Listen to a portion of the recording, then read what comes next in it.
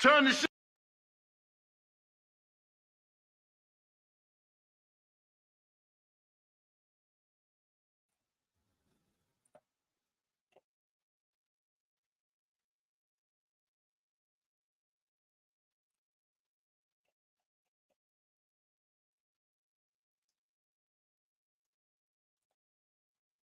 Hi, welcome back to tonight's live stream. So if this is your first time here, my name is Swamp Rose, and if you're returning, thank you for being here. We have a pretty interesting show planned for tonight because we have a really fascinating document to go over. If you haven't read the new document, it's basically the defense's response to the prosecution in change of venue, and I just think it's an absolutely fascinating read. It's such a good response, and I kind of highlighted some things about it that I wanted to share with you, and I also brought an article, and then I have about 3 or 4 segments kind of building off of what we've been talking about recently in our live streams. And a few of my mods, like Jeff and Heather, have brought me a few articles to build on some things we were talking, such as the mirror article and such as the verbiage of suspect video of a suspect video. We have some more info on that. We have some more info on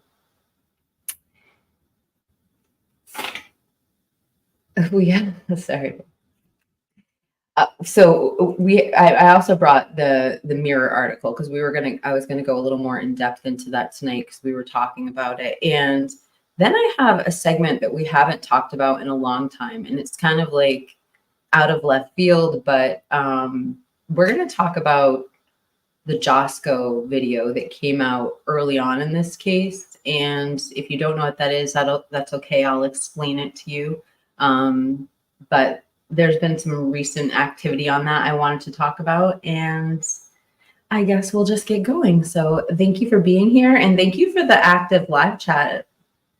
We have a lot of people in the chat right now, so I appreciate you all being here. Here we go. So I'm going to bring up a Fox News article first, and we're just going to watch a quick soundbite that they have, and then we're going to. One second. I feel weird being solo tonight. I usually have my streaming buddy Robert with me. Let me just put a picture up while I find this.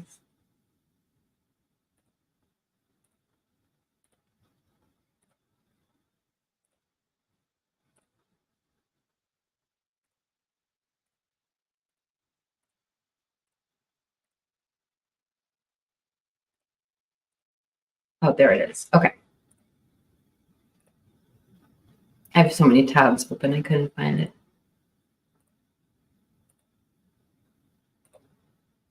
So what I want to do is just play this soundbite first. We're not going to play the whole thing. And then I'm going to read you the article. On a telephone call. That's, I mean, it really concerns me, and that's why I did what I did that Friday. Now I'm being accused of violating a due process, which is a whole big issue for me. I can understand that that would not be taken. I have to represent my client to the best of my ability. And the reason for that, Your Honor, with all due respect, I was shocked to see the court issue an order within hours of the state filing a motion late on a Friday without giving us a chance to be heard. And that's going to delve into our argument on due process. But since it came up and since that feels like the elephant in the room right now, I think maybe we should just go ahead and address that. Sure. And that was my motion. And I asked you to set aside the order that you made without having a chance to hear from us, making a decision that now you're locked into, and it was a one-sided I'm decision. not locked into anything. My order didn't say it was permanent, Maybe and it told you that I was going to have a hearing. maybe I phrased that very poorly. It's a decision that you already made. Okay, let's go back. I got the motion at 4:30 on Friday. Now, it doesn't even reflect, just when it was filed, because Odyssey has a delay, right? So I get the motion at 4:30. Yes, you remember. Friday. I get a response from you at 4:45 Friday, right? I don't know what time you received it, but I filed an That's what I objection the got. minute I could. Because then you know that about 5 o'clock, that's when I issued that. So I had a half an hour. I read the materials that were attached to the motion that the state filed. And What's this? Ooh. We get a commercial. It's not YouTube, so I have no control over this. had very little information. But it seemed like there were some real legitimate concerns about the survey. And obviously, it turns out there are concerns, legitimate concerns about what was done in the survey. So in my order, I told you that I was going to set a hearing. So I don't know what your understanding is with just the process. Okay, but I on Friday sent this hearing. So what are we doing today? Okay, I'm hearing you out. You had notice. I mean, really, that's what we're talking about. That's what the law. What is your understanding of due process? My understanding is that I should have notice and an opportunity to be heard. And you did that. I'm having that now, but there has been a decision made by this court almost 2 weeks ago that stopped us from completing our work. I understand that Mr. Thompson raised a concern, and his last paragraph to the court in his motion was, it seems that it may have violated the non-dissemination order. And so we're stopped from completing our comparative surveys right there when we're up against the deadline to get to our motion to change a venue. I'm looking at, it stops me from doing the work and meeting the deadlines to argue for Bryan to be in a place where he can have a fair trial. I think the court should not have issued an order stopping us, but set a hearing, shorten time, set it for Monday morning. If the court wanted to set a hearing for that Monday morning, we wouldn't have lost 2 weeks worth of work if the court chooses to let us complete the work. But that could have been more damage. I mean, How? this less than 2 weeks really has very, very little impact okay, on your work. It does have an impact, Your Honor. You don't even have a trial set. We I mean, have- come on. We have our motion to change venue. We don't have trial. You're right. We don't have trial. My understanding was that we were going to hear the venue change and the court was going to make a decision and then set trial. So that we didn't send out a bunch of subpoenas and reserve this courtroom unless we're going to stay here. That was my understanding. My problem, what sets me back, is getting my work complete to get my briefing to the state in the time and the deadline that I was already given and meeting that hearing date that's set for venue change. And from there, everything else flows. When are we going to set trial? We wouldn't even be here, okay, if there was some communication between you and the state about the survey. There are things I can communicate with the state about, and there are things that I cannot communicate with the state about. How I'm preparing my case is not one of those things. It's just not one of those things. I go and see Bill and Ashley. I go to their office every week. Oftentimes we talk. We email each other. We talk to each other. But I don't need their permission every step of the way to prepare my case. Doing these surveys is not an anomaly. This is something that's done in these high-profile cases. Well, apparently, Mr. Alden did not even see the non-dissemination order, and you apparently did not give that to him. So this is a very not a usual case, number one. And you know that we've been working very, very hard to keep the sort of noise out of the case. And now it's been injected, at least to these 400 people, without a permission of the court, without discussion with the state. I mean, that's troubles me. And then when I'm being accused, directly accused, okay, by you in your brief, that I violated his due process rights.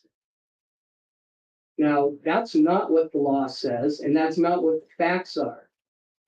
And you even cited cases that say exactly what due process is in the law, right?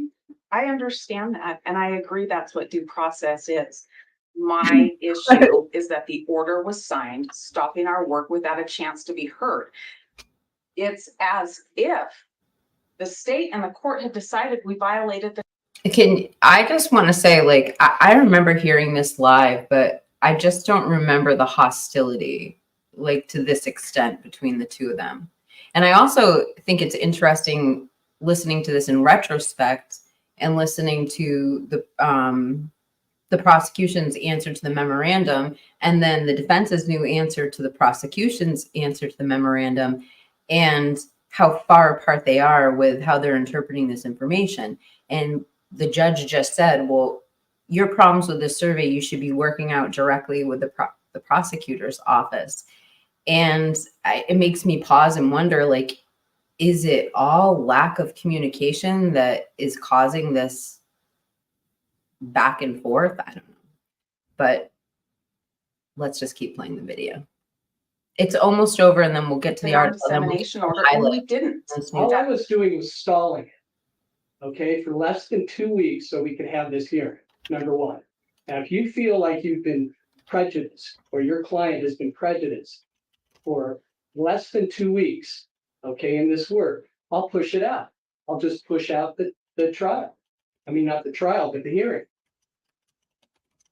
I mean, is that satisfactory? Your Honor, I think that might be what we need. Fine. I need to figure out if we're going to be able to continue the surveys. But if we are, I expect that we will need some additional time to get them done so that I can get the work to the state to review. Okay, well, that's a different issue. I've never said, no, you can't do a survey. This was a total shock to me that Friday at 4:30. I can understand that. It was a shock to the I had to state. stall it out, okay? Because so that we could all talk about it and figure out what is the right path. Okay, because this is a big deal, and I take it very, very seriously. And I was surprised, okay, that this was happening behind our backs, my backs. Jeff, are you the only one who thinks that? Okay.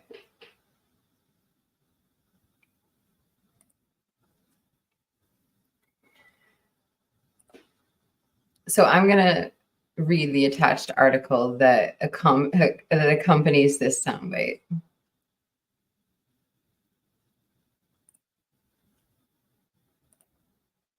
It says Bryan Kohberger's defense team, and by the way, this is less than 24 hours old, just in case anyone was wondering when this was printed. It says, Bryan Kohberger's defense team has filed another motion to have his trial moved from Latah County, citing the mob mentality within the county where he allegedly stabbed four University of Idaho co-eds to death in their home, according to court documents filed Monday in review of Fox News Digital. Hold on a second.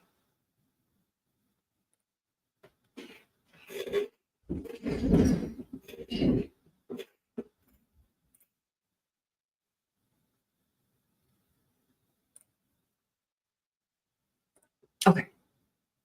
According to court documents filed Monday and reviewed by Fox News Digital, Kohberger's defense team argues that the pressure to convict the 29-year-old criminology PhD student is so intense that the survey respondents said that the community would burn down the courthouse if he was acquitted. They would probably find him and kill him, said one Latah survey respondent, according to the filing. There would be likely a riot and he wouldn't last long outside, and someone would do the good old boy justice. And another respondent said, oh, I think I have to enter my email to keep reading. Oh, no, I guess not. I've never seen this picture before. That's interesting. I probably could use that one as a thumbnail, since Get a Clue has reprimanded me for using the wrong profile pics for BK. Oops, sorry.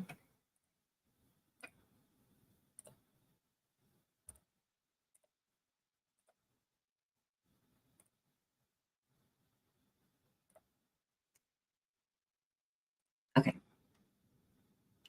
The third community member said that there would be riots if Kohberger weren't convicted and the victim's parents would take care of him. That was in quotes. The mob mentality within the county the mob mentality within the community if the exact reason that statutory grounds prior to the selection of the jury exists to move venue.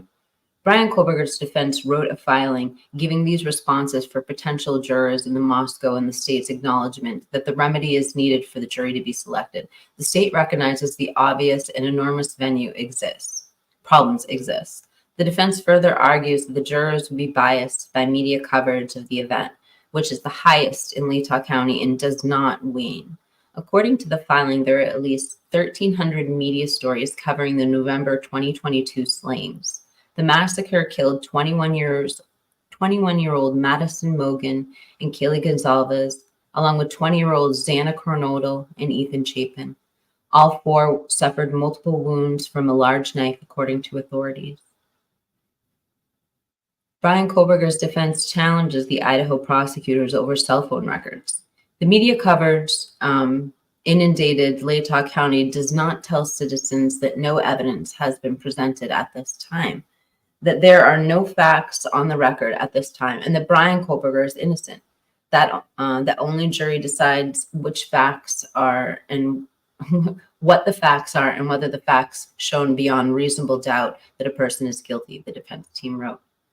The team also argues that there is a precedence for changing venue in high-profile Idaho cases. The double murder trials of Idaho's cult mom, Lori Vallow and Chad Daybell, who were found guilty of killing Vallow's two children, and their trial was moved out of the county. Kohberger's attorneys wrote that the accused quadruple murderer would gladly agree for venue change to any of the Ada, Canyon, or Bannock counties, writing that Ada is the most rational due to its factors of population size, courtroom security and layout, and cost/convenience. Idaho prosecutors have firmly objected to Bryan Kohberger's motion to change venue per a filing signed by Latah County Prosecutor Bill Thompson and Special Assistant Attorney General Ingrid Bately. Bryan Kohberger asks court for change of venue after delays in Idaho student murders trial. Sign up to get, that's not it.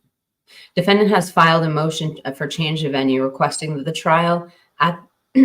trial in this matter be moved from Latah County, where the offenses took place, to Ada County, some 300 miles away. They wrote, to support his motion, he conducted a survey of prospective jurors in Latah County, Ada County, Canyon County, and Bannock County. The findings of that survey, they argued, have not justified the move.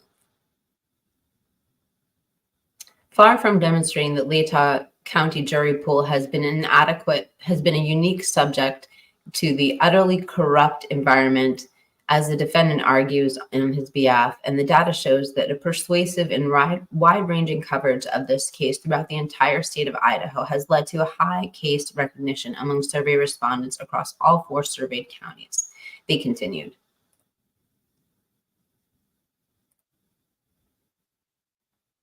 Prosecutors also took issue with the defense survey of potential jurors, arguing it does not reflect non-response bias and that the polled residents were not given an explanation for the survey. Read this filing. The court must ask itself, would an individual who has asked for their opinion about the upcoming jury trial continue a survey if they had no opinions about the upcoming jury trials? And once the survey started, would a prudent, thoughtful, and conscientious person who is reluctant to pass judgment with limited information opine to a stranger whether they believe in a criminally accused or guilty of murder, prosecutor wrote. No guilty pleas were entered on Kohberger's behalf at his arraignment in May. He could face death penalty if convicted. The trial is expected to begin next year and could take up to 15 weeks. And this was written by Fox News Digital, Michael Runes. So before I keep going, I'm just checking out what's going on in the chat. I thought that was a pretty good article. I mean, it doesn't bring up a lot of the points that I think that need to be made about the defense's response, and we'll bring them up in a second, but I did think that was a pretty thorough article. So I thought that was, I'm not talking white. That was the one that I chose to show you guys tonight. I'm going to see what's going on in the chat real quick. See if we have any insights. Oh, and right off the bat, Angie's here, and she always has nice comments. People keep saying that the survey is incomplete because she didn't cover the counties, but Ann Taylor has clearly emphasized that Latah County is the wrong venue and the trial needs to be moved.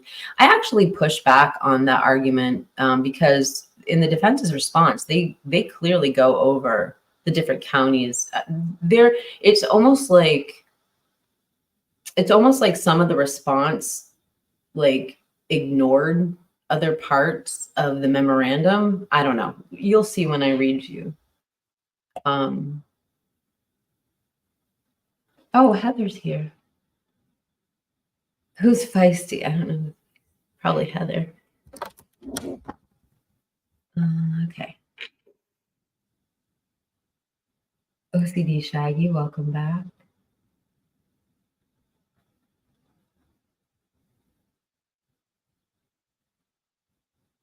We've got a lot of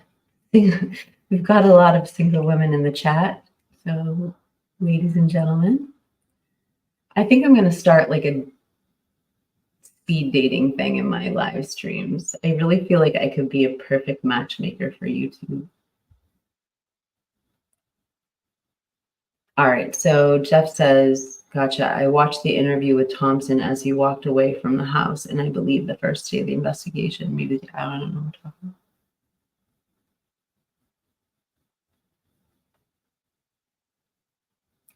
No Thought Riot update. Okay.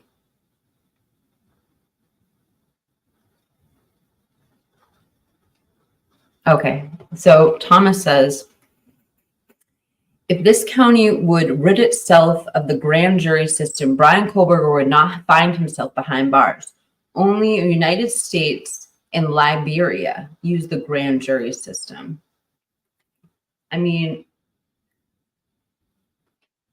I understand the concept of the grand jury system because I know the saying is like you can indict anything, a ham sandwich or whatever, but the concept there, I mean, let's just say somebody wants to bring charges on you and it turns out you had nothing to do with it or wasn't strong enough. Nobody would ever know about these serious charges. If they had a grand jury, it would be anonymous and your name wouldn't get dragged through the mud. So, I mean, I understand the concept of it. My camera's like all messed up. But yeah, it's in this case, like, I think everybody feels there should have been a hearing. I don't know why it would have been secret. But there's also talk of informants and all this stuff. So I don't know.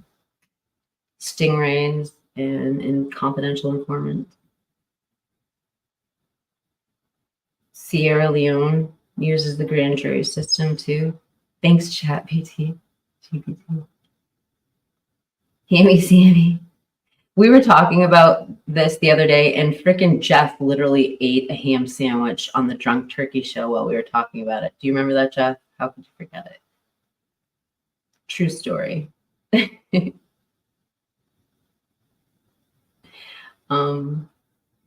know. We're in good company, I guess. So let's just talk about the actual document.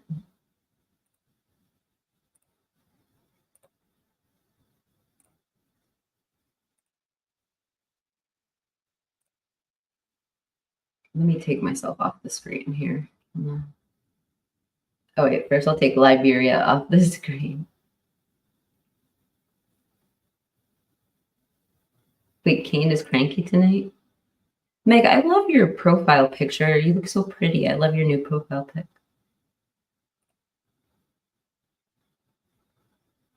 Everybody loves Meg. All right, so this is the latest document that came out yesterday. I don't want to read the whole thing because it's 23 pages, but when I went through it trying to like find the highlights, honestly, so much of it I wanted to read you. So I tried to keep it to a minimum, but there's just like a lot that I feel is worth going over because we went over the state's response. Let me go to page 1.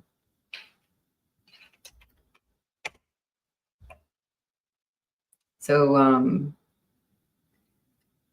this is called Reply to State's Objection to the Defendant's Motion for Change of Venue. Let me just turn my camera off while I read this.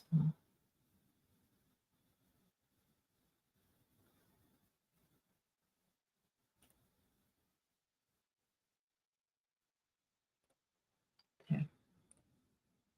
Why can't I take this comment off? Okay. All right, let's get into this, you guys.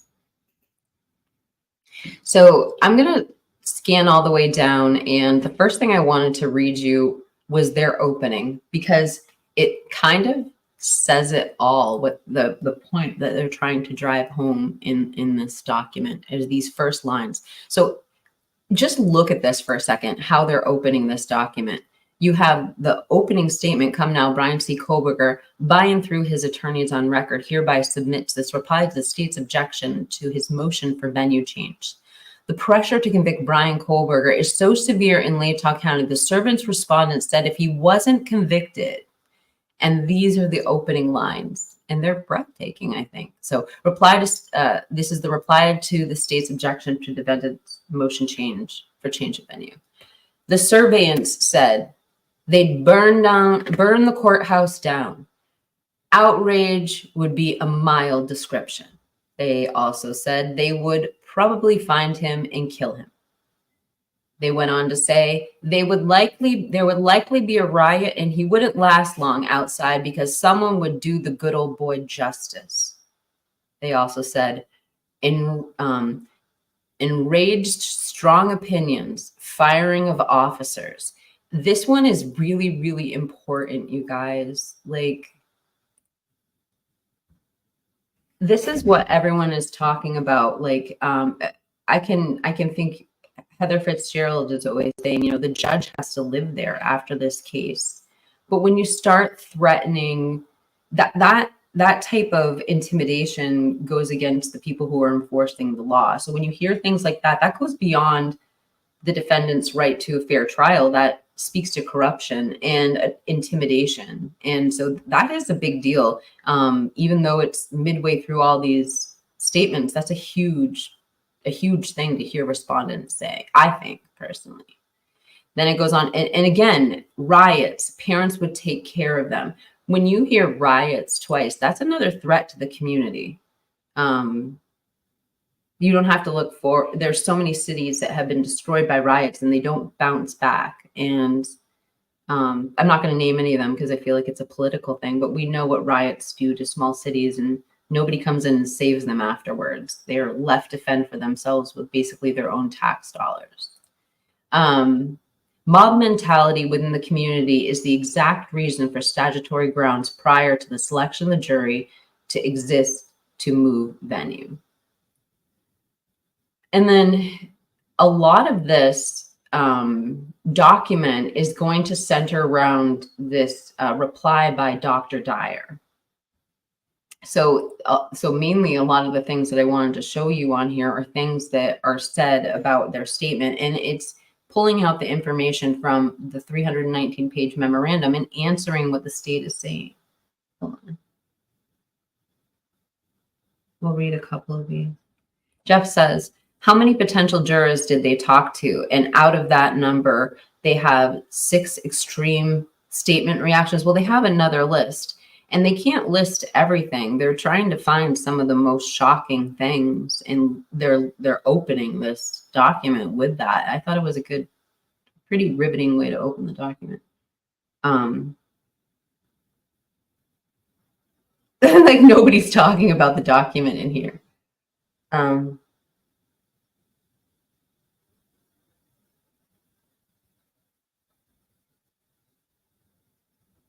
Everybody's talking about ham sandwiches.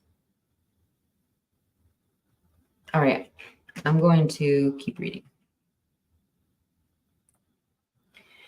So Mr. Kohberger's motion to change venue is supported with a memorandum, expert affidavits, declaration, and exhibits that preview the testimonial evidence of the court will hear on August 29th, 2024. A rebuttal declaration of Dr. Dyer is submitted with this reply.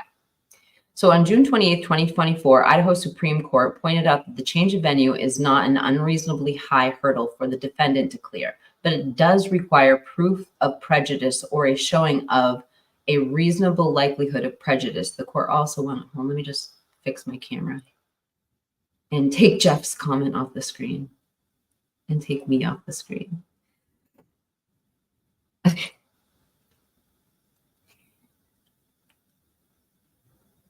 So the Idaho Supreme Court pointed out that the change of venue is not an unreasonably high hurdle for a defendant to clear, but it does require proof of prejudice or a showing of reasonable likelihood of prejudice. The court is also, and this goes into cite another case. I'm gonna leave out all the little citations and just read the word. At minimum, the defendant has the right to be free from physical violence and the threat thereof. And I mean, I think that's why they picked a lot of those statements that we read up at the top of the document, because they were threats of violence, not only to BK, but to the community and also to the to law enforcement. And so that's case law. Some cases indicate that the defendant's right to present his case in a calm and dignified atmosphere without interference is the right being protected. A third group of cases suggest that the defendant is being protected from the prejudicial atmosphere from which the mob domination is indicative. And this is part of that same thing. It says concerned with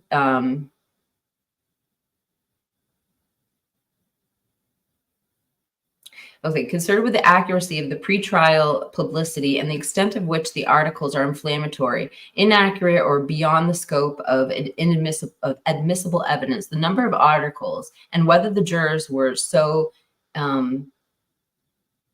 incessantly exposed to such articles that they had subtly become conditioned to accept particular versions of the facts of the trial. Emphasis added on citations omitted. You guys, I know I highlighted a lot, but we'll get through this part and then we'll skip a few pages. The reason I highlighted so much is because when I was reading it, I'm like, how can I not read this to my audience? So the amount of media coverage in Latah County is the highest in the state and does not wane. There are more than 1,300 specific media sources covered in Latah County. And this is kind of like going against some of the stuff that, like I was talking about how when the prosecution gave their answer to this, they talked about a lot of social media that was left out. They talked about streaming services that were left out. They talked about podcasts and all sorts of different platforms. And what they're doing now is saying the questions were open enough to cover those things. And they're explaining why. That's in my words right now.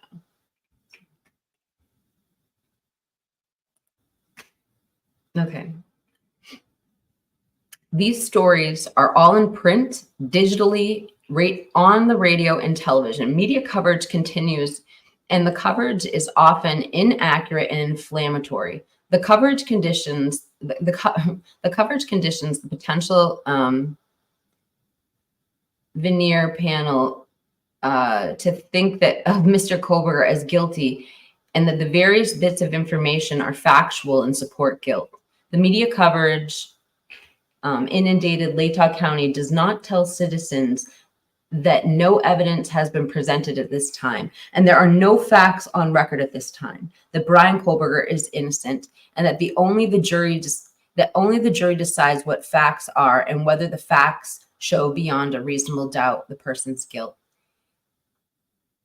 And they're so right. I mean, the bias is only one direction.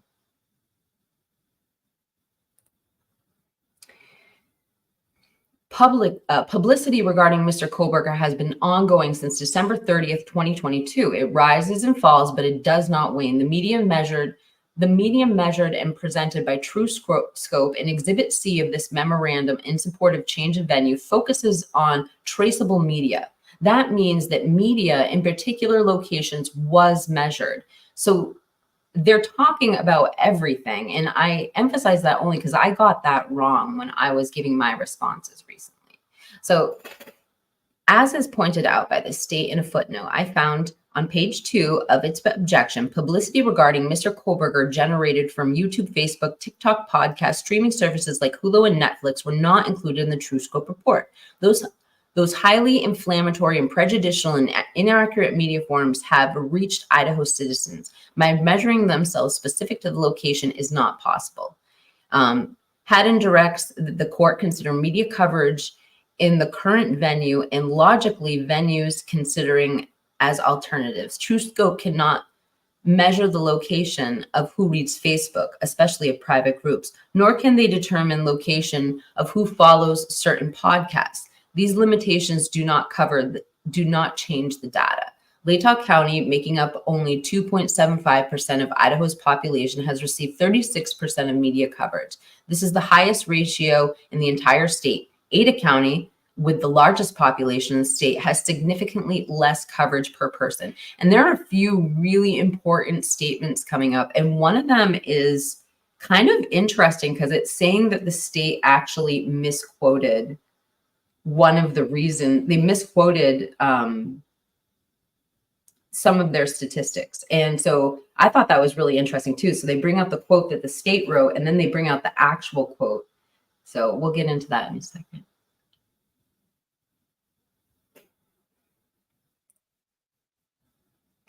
Let me take my picture out.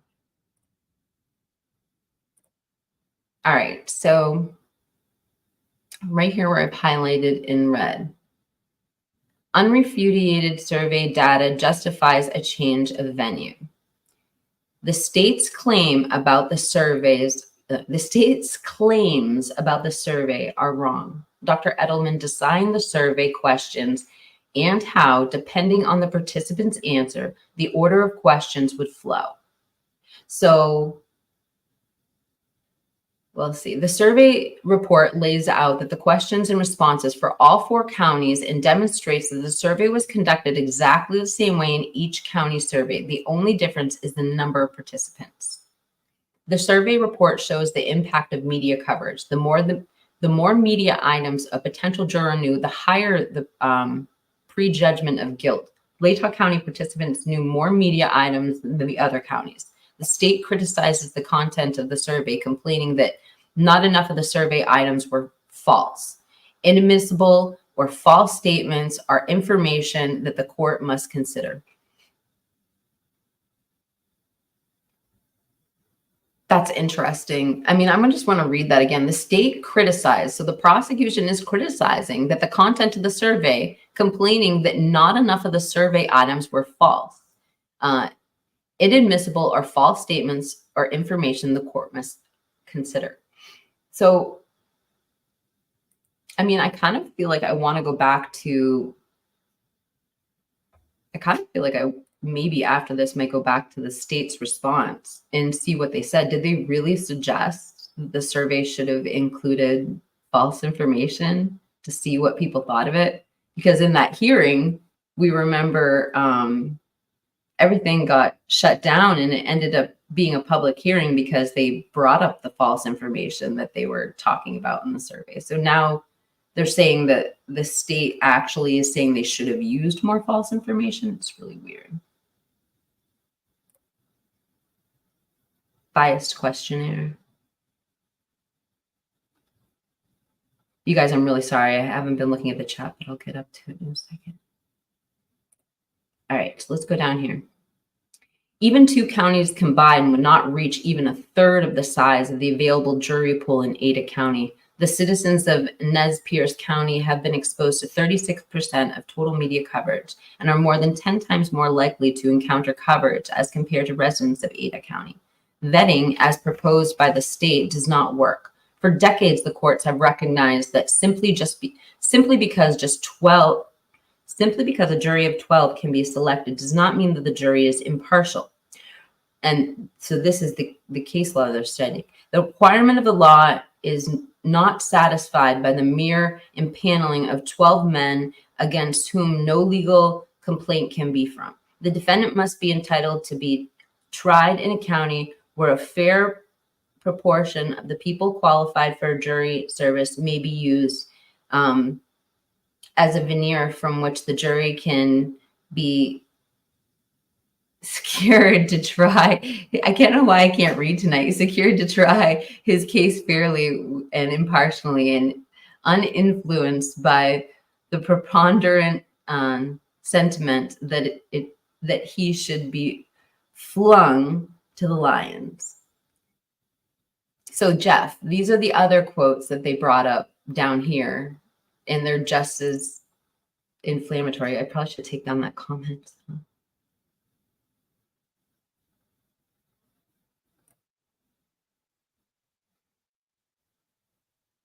Yeah, actually, I have a segment on the cameras too tonight, Jeff, so we'll get into that. So these are the other quotes. When asked how the community would react to a not guilty verdict, surveyors answered, they would go on with life as always. They would take it well. I don't know if they would be super strong feelings. So this is reply to the state's objection to defendant's motion of change of venue. Sorry, I was reading the headline. This is why attempts to, let me set this up better. This is why attempts to mitigate the jury bias are best done where there has been less emotional investment and less publicity exposure regarding the case. So on page 12, answers to the jury survey in Ada County shows less emotional connection in total. So sorry, I'm reading the wrong thing, Jeff, but I will get to the other quotes. So this is what they said in contrast. So when asked how the community would react to a not guilty verdict, surveyors answered, they would go on with life as always. They think they would take it well.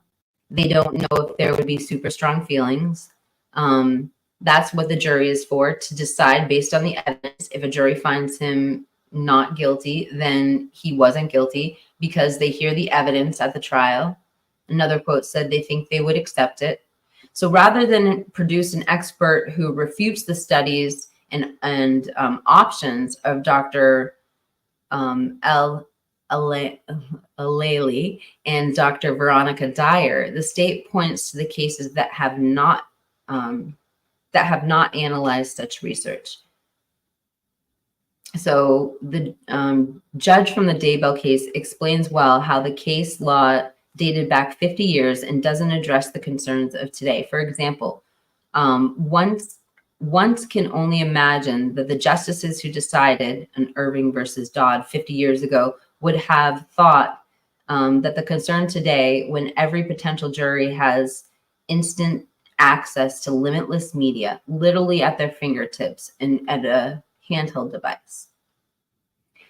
So this gets really interesting. They talk about sequestering 18 jurors in the different counties. And so I thought this was important. We're really getting to the end of what I'm going to read you guys. I'm sorry. I hope you don't feel like I'm ignoring the chat. Sorry. I'll take a break in a second and we'll check in with the chat. I'll just get through this part that I have in red and the conclusion, and there's a couple other things I'm going to read you. So sequestering of 18 jurors for 3 months is unnecessary and unattainable. Determination of sequestration is not timely, as no motion for such is pending for the court, nor does the state produce details regarding the cost to support the validity of its assertion that sequestering jurors from Ada County to Latah County is more cost effective than moving the trial to Ada County. Idaho Criminal Rule 21A and Idaho Code 19-1801 were implemented for this reason, and this case is that very reason. So precedents in Idaho supports venue change. 3 capital cases in Idaho have recently had venue change. State versus Lori Vallow, State versus Chad Daybell, and State versus Bryan Drips. All these cases were from southeastern Idaho. The courts in these cases all granted change of venue with a motion supported by the evidence of extensive media coverage. None of these cases represented extensive expert surveys, and none of these cases represented experts specializing in the science behind jury decision-making. And that's really important because, I mean, just to like paraphrase what I just read, all 3 of those high-profile cases that received venue change, none of them had these expert surveys that really broke it down. Like this was kind of going the extra mile. I think they're suggesting. So just one more thing on here, and then I'll get to the chat down here in red. Such accommodations are not possible in Moscow. The facilities do not exist to accommodate a jury of 18 for 3 months. In a case where the public and the press will be lined up outside of the exterior of the building, the precedents of the court changing venue in Idaho and the experience of the Ada County having handled high-profile cases should be followed, and the use of this case. And we'll read the conclusion in 1 second. I just want to get to the chat.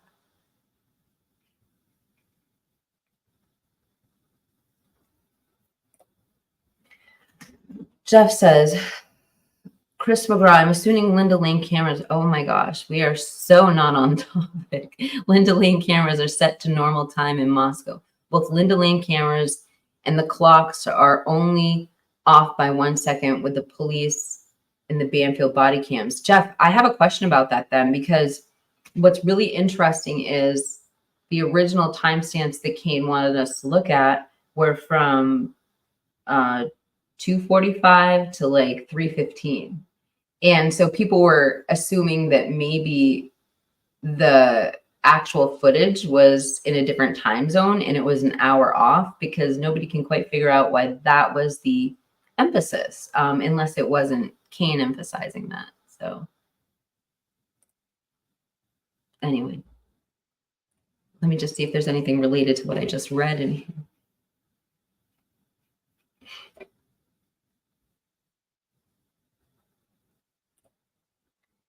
He turned over the Linda Lane footage on the 14th. He said, I just gave the FBI access to my system, which goes back 30 days, and let them download whatever they wanted.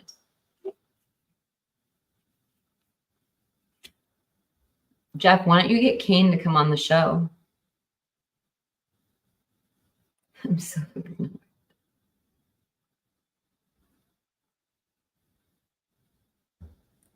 Toothfest says, Jeff, he would have saw the videos since they were sold or stolen and distributed on YouTube. Any other cameras would have to testify that they were not tampered with before handing them over. And that makes sense, because Jeff is saying that he just gave them access to the system.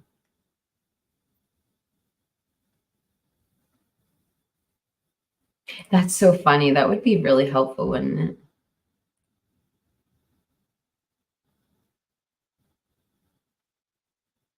Oh, too bad the DoorDash driver is leaving. We're not going to have any inappropriate DoorDash driver comments anymore tonight. Oh, well. All right, I'm going to move on to the next segment, because it just seems like we can get to the response in a little bit, but I think I have something that you guys will be really interested in. Well, let me take that down. I told you guys I was going to be responsible with the comments. Already messing that up. Okay. So tonight we're going to talk about Josco, and then we're going to elaborate on 2 other stories that we did in the last live stream. So let me pull up my Josco video. And I have to give Jeff credit for this, because Jeff is the one who actually gave me the Josco footage. Actually, I don't even need to pull, well, I'm going to pull up the video just because it's well done. But Jeff was the one who provided me with the original footage to this.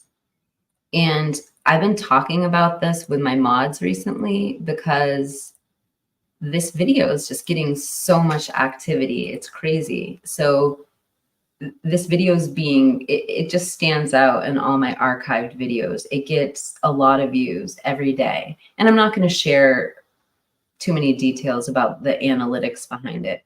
But what's really interesting is what is so popular about this video. And I'll play you the most popular timestamp, but I want to play the whole video, because I think we had so many great creators weigh in on the Josco video, because initially everybody thought this could, well, I should probably tell you guys what this video is in case you don't know. I always assume everybody is on the same page. So this call came in prior to the arrest, prior to any suspect. And this person claimed to be related to law enforcement and have inside information. Now, what they said somewhat followed the police narrative, but it was so spot on when we actually started finding out details. People were wondering, well, was this really someone close to law enforcement? Could this be the killer? Could this be BK? And so the premise of this video was to have everybody listen to the voice and say if they thought it was BK. We compared it to like his traffic stop, and there wasn't a single person who heard it who thought the voice was similar, which was kind of like the mainstream media narrative that was going around. But regardless, we still don't know who this is. And I just think it's really interesting that this video is so popular on my channel right now, and I don't know why. And so I'm going to play the most popular part because I think it's really creepy. So I'll play that, and then we'll just play the whole video. So the most popular part by a mile, where the analytics spike up, is at 2 minutes and 16 seconds. And I have blanked out most of that part because it is just so violent. But I'm going to play it for you, and then we'll go back and we'll play the whole video. Actually, we'll just play the whole video, and then you guys can decide for yourself. I'll tell you when the spike comes. Because three individuals reported hearing a scream between. And Bubbly, she says it's a cute voice, but it doesn't sound like him. Let's show the video. Hey there, to those of you interested in hearing this report, I just want to let you know that I'm a relative of someone inside the investigation into the quadruple homicide in Idaho. I don't want to be any more specific than that because I don't want to put anybody in a challenging or contentious situation regarding their continued employment. And I will say what I'm about to tell you is secondhand, but it is from what I believe to be a very reliable source. Again, this can only be considered a rumor as I don't have firsthand knowledge. I never planned on posting any of this information out of respect for the victims' families. However, now that one of the victims' fathers has released some of the gruesome details himself, I'd like to share some of the investigative theory. As you know, the two women were found in the same bed, but with similar wounds. That's what's being reported. That's not exactly 100% true, at least in regard to the fact that they hadn't fallen to sleep in the same bed. One of the victims that were delivered with extremely aggressive force, so much so that So I have to explain, it's not that, so I have the whole, we can probably, because it's late night and I already marked up my live stream. We'll play the unedited video after this, but this is like a video for general population. And I wasn't going to put like all the gory details that this guy says. But if you're wondering why it like keeps cutting in and out, it's just because I had to silence some of the things he was saying. here's the theory that's happening. They definitely think it was a man because of the force of the wounds. The person must have been very strong. They think the man came into the room after doing what they did on the second floor. They went upstairs. The person cleanly and quietly unalived the first victim. The second victim awoke and tried to run. They believe that the man possibly grabbed her, and she screamed loudly, apparently. The man... Okay, so we're going to stop here for Of course, he was doing it. I'm going to pause here. So this is 2 minutes, 19 seconds. The part that peaks in my analytics is 2:16. So when I was talking to Heather Fitzgerald, she was like, well, what happens right after this? Like, what do they say right after that spike? So I'll just play it now. I stopped it at 2:16 to set that up. And I do have a guess as to why it spikes, but you guys can tell me your theories. Of course, he was doing it. He was delivering it quickly and forcibly to quiet her, which I apologize for how I know it's disturbing, but anyway, how do we know that she screamed? Because 3 individuals reported hearing a scream between 3:45 and 4 o'clock. I'm going to stop there too. So what I kind of would like to know in the chat is when I was listening to this earlier and I heard him say that, it didn't really register with me, I think, when I made the video, but he says 3 individuals heard a scream.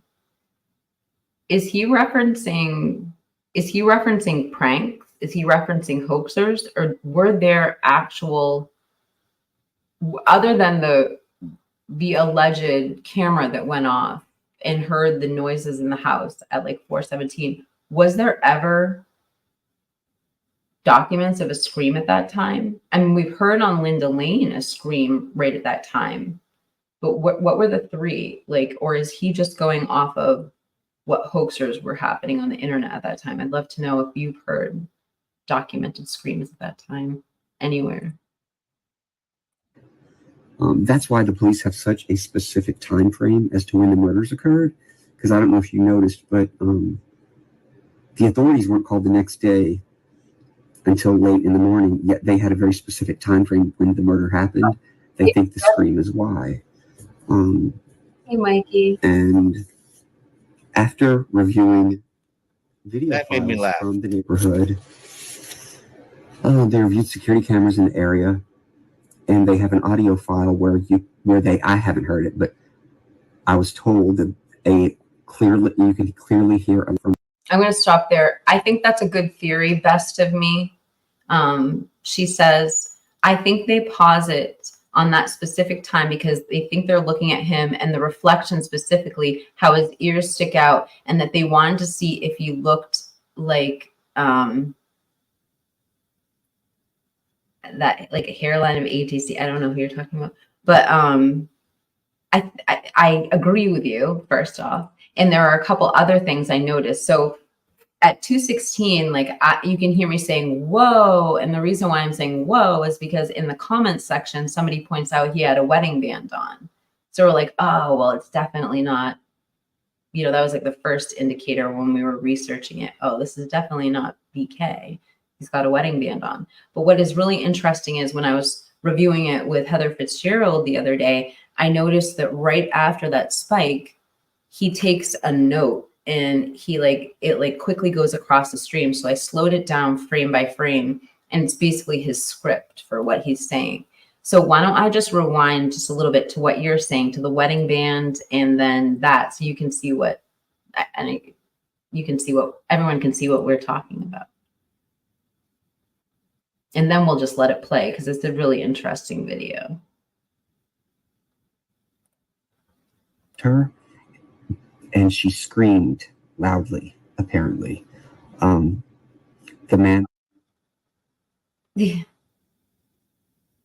or he was delivering it quickly and forcibly to quiet her, which I apologize for how, I know it's disturbing, but anyway, how do we know that she screamed?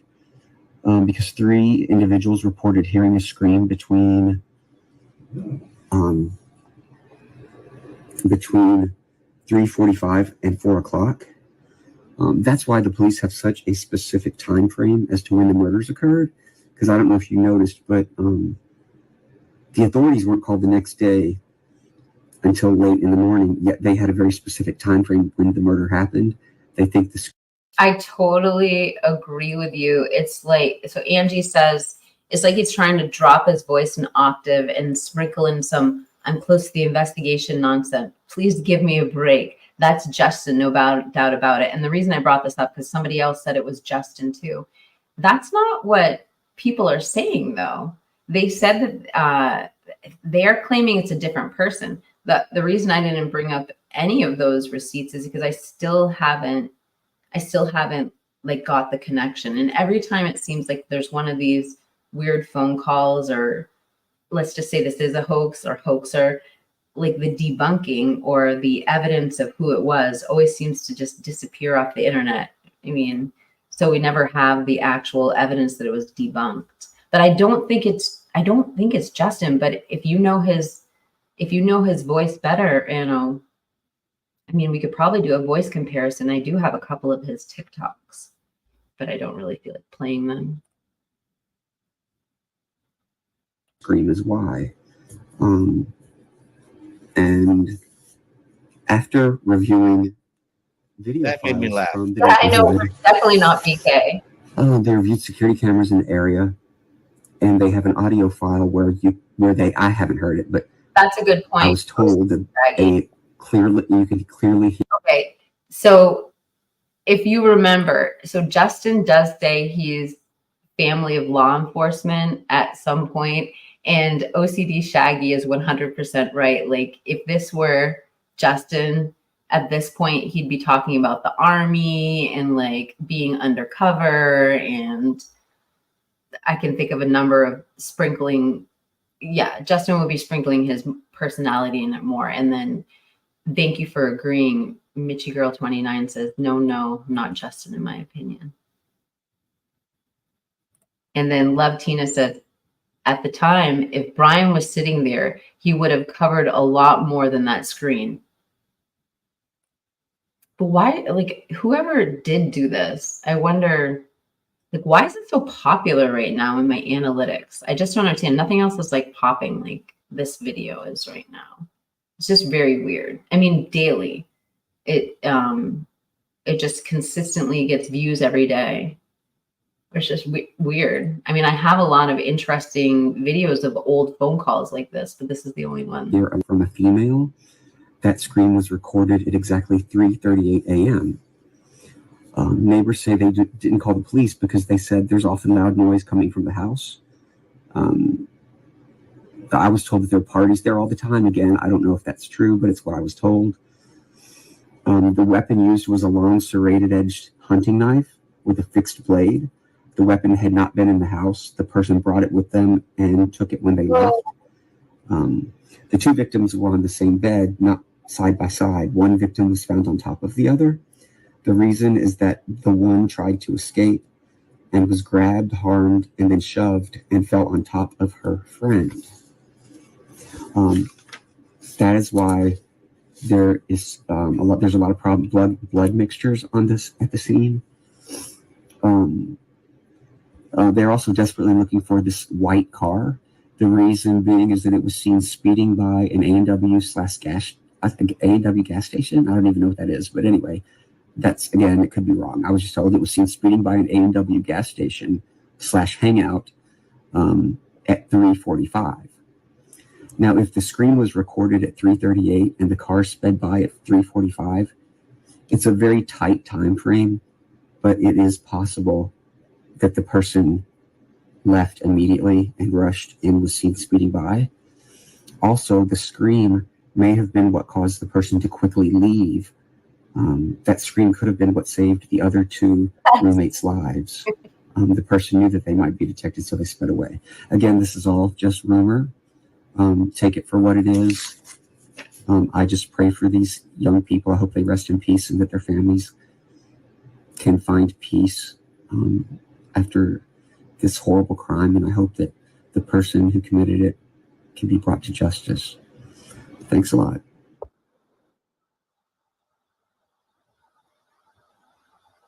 Wait, the video you're watching right now is the one I downloaded from when Josco 72 still had it up online.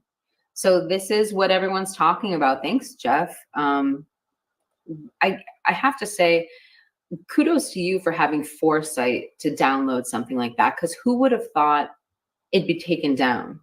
You know what I mean? Like, things stay up to be debunked or talked about, but literally what I just said, just canceling something and taking it down is weird, and it says creepy. So I think the audience, you know, some people see the similarities, but a lot of people don't. And wait, Sweetie Pilo has a good collection of his videos. Let me just see if I can find Sweetie Pilo. Wait, I just got Sweetie Pilo. They're totally. I know, Jeff. There's so much activity at that time. There's a huge screen. Oh, I forgot about Sweetie Pilo's channel. She's got such a wonderful channel here. Jeff. Not only that, but at 2:47, there's a blood curdling scream, and I know what AR and Rob told me the other day, that it couldn't be heard at that location from the King Road home, but I don't know. There's a lot on that. There's also someone who parks. We'll get back to that in a second, because I have some questions about the PCA as well. Like, for instance, like at 4:05, we see the car circling, but we also hear activity in the PCA inside the house at 4 a.m. So it's weird, you know. Anyway, we'll get back to that in a second. Good points you guys are making in the live chat. Her video. Okay, so that might not be possible right now because you have to hunt through the videos for them, but it certainly warrants more. It certainly warrants a little bit more investigation. Robert, what really came across to me when I was listening to that phone call is the knowledge seemed inside knowledge, because she said the other one tried to get away, but they were both in the same bed and she was found slumped over her. And I don't think we actually had that confirmed until Steve confirmed that in the most recent interview. Well, yes, Steve and Christy confirmed that that the bedroom was the bedroom was so small that basically Kaylee was trapped in that room. I've seen some like right around the time this murder first happened. I used to like go on Google all the time, and I would Google the address, and I would go. I would take like the virtual tour of the house inside, and that is a really really small room. You have the bed, you have a wall, and then about 12 inches you have another wall. And mind you, it's a twin size bed. So it goes wall, wall, wall. And the when you close the bedroom door, it scrapes at the foot of the bed. You heard what he had to say. Do you think that he sounds like the killer? No. Yeah, I don't either, but I don't, but I think what he had to say, I think he had knowledge of this crime. Like he said those things before the autopsy is released. I don't even know where to start. Yeah. With that. I'll tell you that much. I mean, I would just say,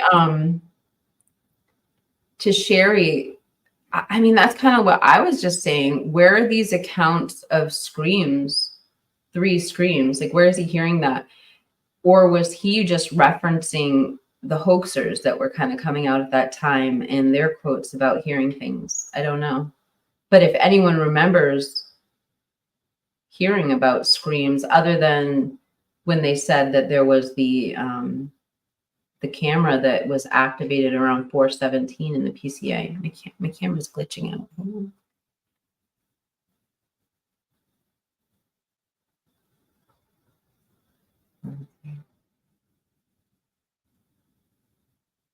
Hey, Robert, how's it going? Okay. So Thomas, by the way, I hope you got my message earlier, Thomas. Good night, everyone. I must depart. My wife is home and our daughter and our grandkids are here. I absolutely love our grandchildren. Thank you so much for the wonderful evening. God bless you. God bless you too. And I hope you enjoy your time with your family. It is hard to find. Thank you, Jeff, for pulling this up. This is almost done, you guys. I should just play the rest. Could give the yes, and I think I showed this comment before, and we know he had a groupie within the first. It was like the first 2 weeks. yeah, of course they all do. It's one of those phenomenons, right? Like the prison brides and This whole psychological pen pals, in situations like this. Both angels for validating. Why wouldn't they? Right? I mean, LinkedIn isn't a sensational. It's not a tabloid. It's business. Like, and they might acquiesce to a request of something like that. So we don't know. Screamed because 3 individuals reported hearing a scream between.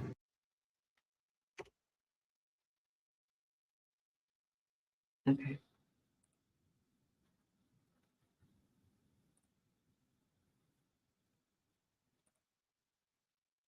All right, that's all I have for Josco. I just wanted to bring that up. I thought it was interesting. I don't know why it's so popular right now. I don't know why that timestamp is so popular, but I just thought I'd bring it to you guys and just start the conversation. So let me turn off my camera. Robert, I dropped a link in the chat if you wanted to come up, and I'm just going to move on to our next segment. So Jeff was talking about Linda Lane, and I don't know if maybe we want to. I think we should probably move on to our segment about a video of a suspect video, because we've talked about it in the last 2 live streams, and I actually have some things to add to it. Hold on, let me bring Robert up here. Hey, Robert. Hello, how you doing? I'm good. How are you? I'm doing okay. Oh, I like that avatar. Thank you. I like it better than the Gene Simmons one, I'll be honest. Yeah, somebody came into my chat this morning and was throwing a hissy fit because I was using the Gene Simmons one. They're like, this trademark violation. I'm going to send this to him and he's going to send you a cease and desist letter. So I switched my avatar up.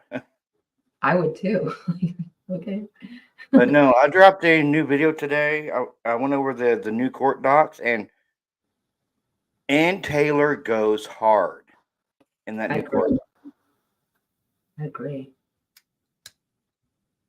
What were some of her strongest arguments, just while I have you up here? Let's see here. Saying that if he was found not guilty, there would be a lynch mob with good old boy justice. The families would finish him off. There would be a riot, and the rioters would do the good old boy justice, which is either lynching or a hanging. Let's see what else. Oh yeah, they would burn the courthouse down if he was found not guilty. I think one of the things that was really breathtaking was basically it said that if he's not found guilty, they're going to fire police officers. Yeah. I mean, it takes a public safety concern at that point, I feel. Mm-hmm. But I mean, Ann Taylor wants it moved to Ada. And of course, we all know Bill Thompson doesn't want it moved to Ada. And then they did a jury survey up there in Nez Perce in Lewiston.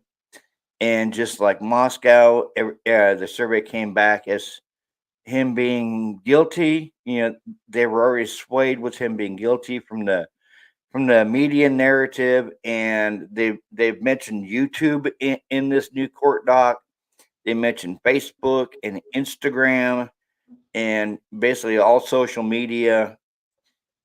And so I put a video out about it today, and it is still getting views.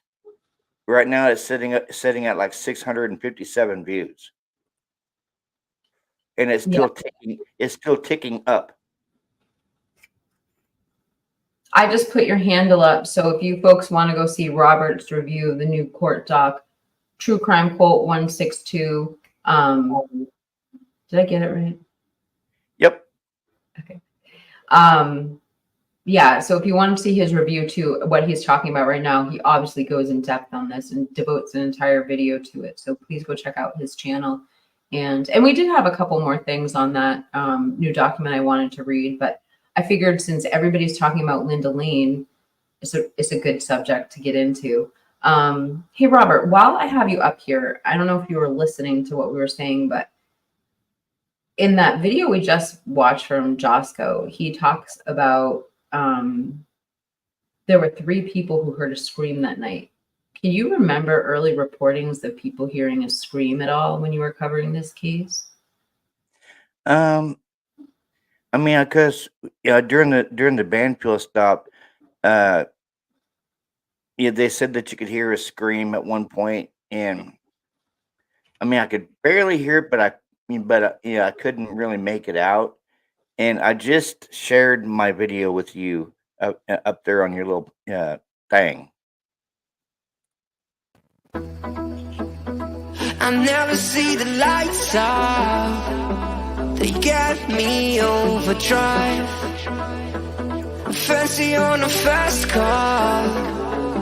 This is how you make me feel. Don't stress me now. I got the overdose. I'm feeling it in my bones. And if you say that I'm lying to you, these habits are killing me. I wish I could fall asleep. The problem is you.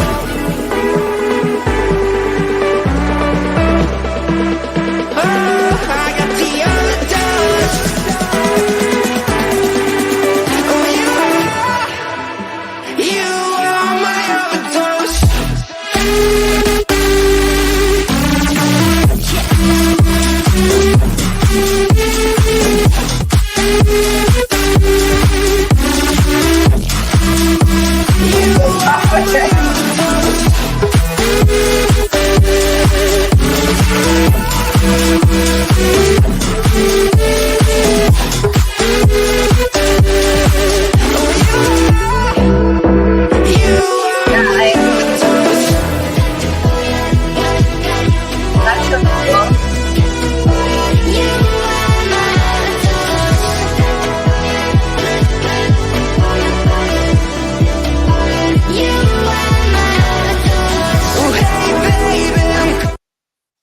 Hey, what's up, guys? On this beautiful Thursday afternoon,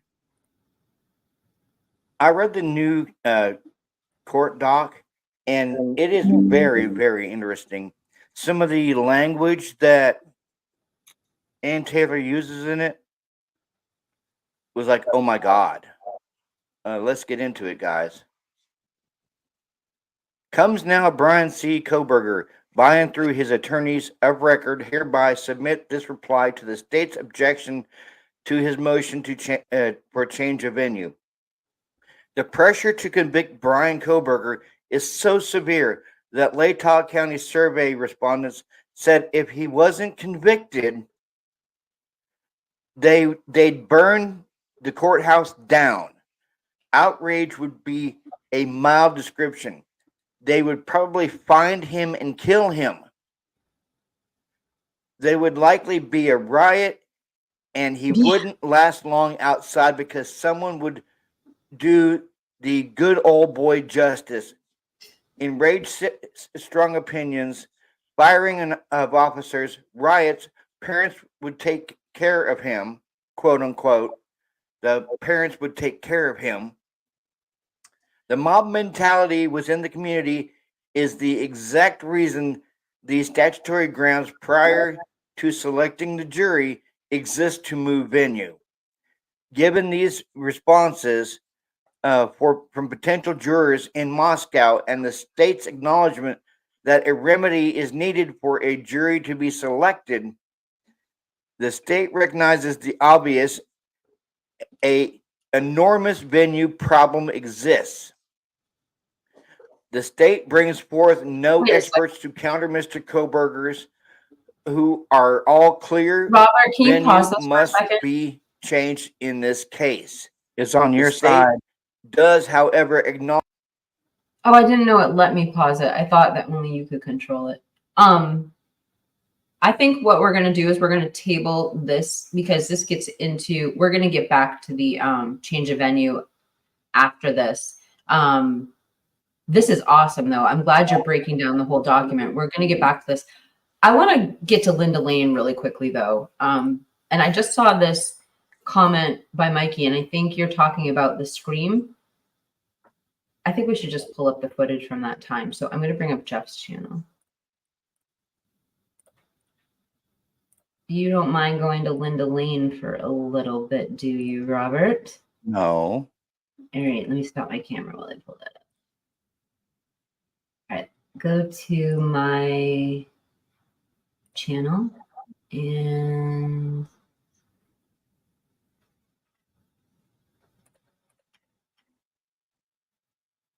hold on a second. I'm just going to do this. Jeff. What is it? Jeff underscore H underscore the guitarist. Okay.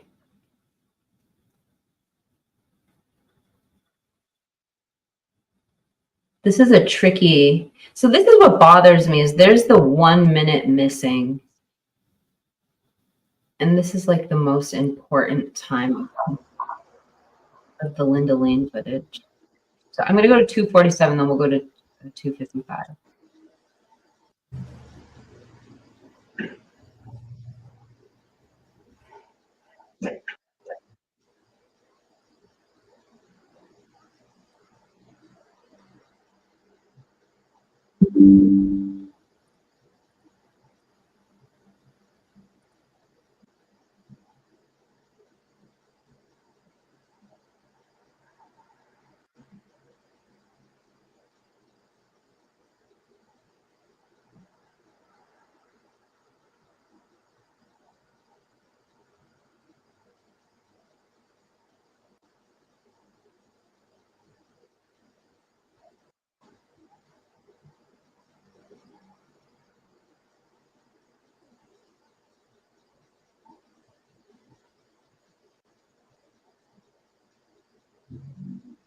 Okay, I can't do Linda Lane.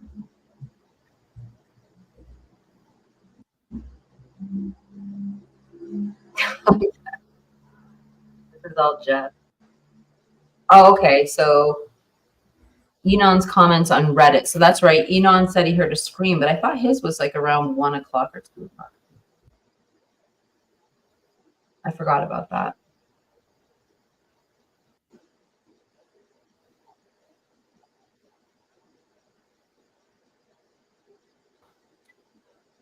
All right, let's go to 255.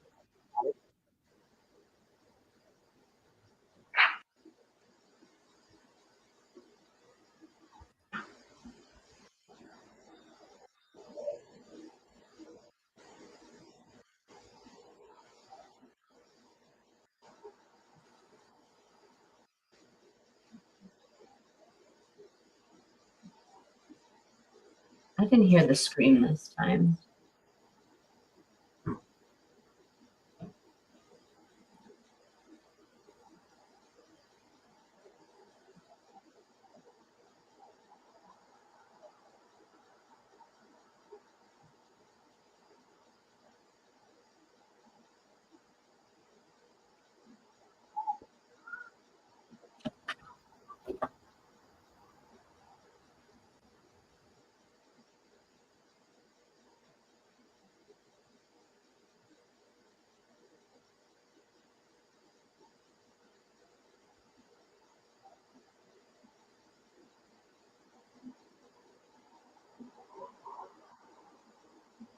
Enon said that?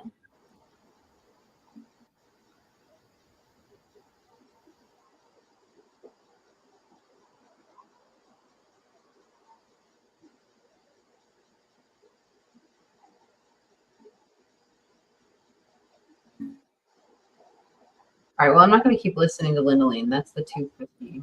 That's the 255 mark. This wasn't part of our planned show tonight, but I figured since everyone was talking about it, we'd bring it up. But I also thought that Jeff was going to be here because he had a bunch of points to make. So anyway, let me pull that down. I just saw Jeff in chat. What? I just saw Jeff in chat. Did he make a comment? I don't feel like I'm seeing all the comments tonight. It's really weird. Like, I don't know what's going on. But yeah, he just made the comment.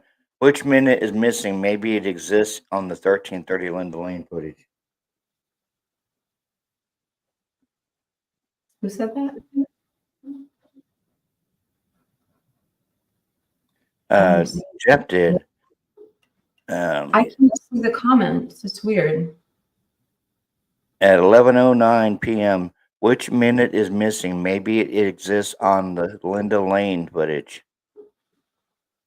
It's Mark B was the one who pointed it out to me. It's 3 a.m. No, it's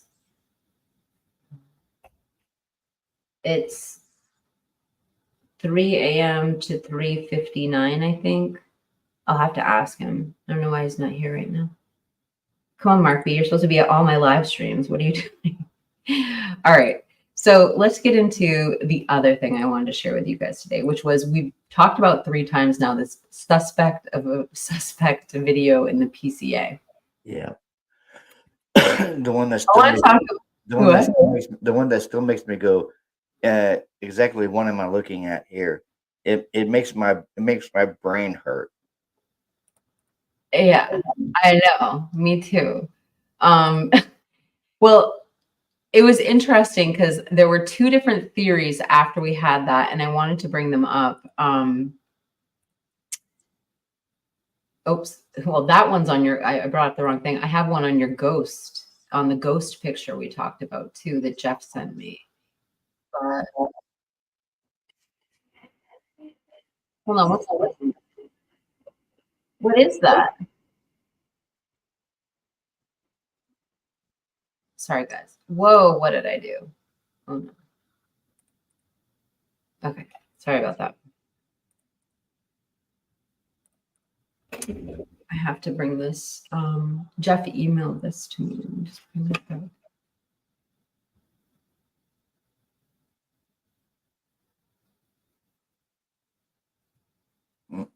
You know what? I'm going to start with the ghost article because I like honestly, I'm having trouble finding this article. So we're going to start with the ghost article because this was the other thing we're going to follow up on. And then we're going to go to the mirror article, the naked man theory. Yeah, So David Bird just said Enon lived next door and worked in Pullman, a chance to spot BK, who he would have regarded as a Chad. Enon lived next door and worked in Pullman, a chance to spot BK, who would have regarded as a Chad.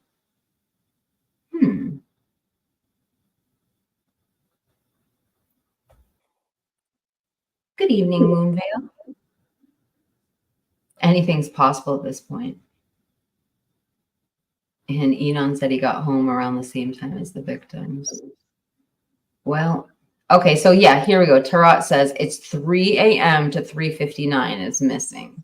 Thank you for validating that.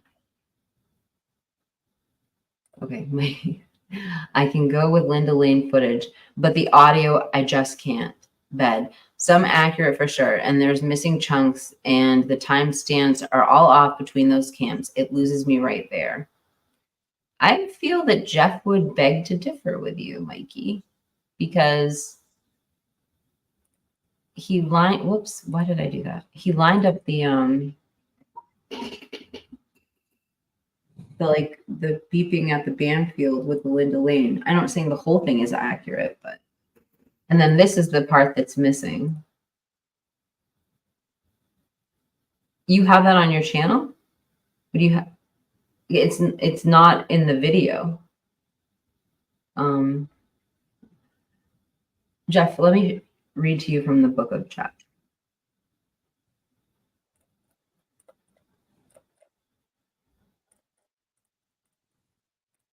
So Jeff, on this video, it ends right at, let me go, right at the 3 a.m. mark. Okay. And then if we go back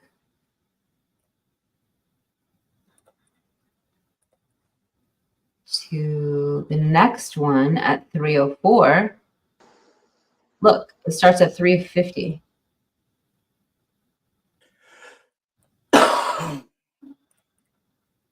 So that's what we're talking about.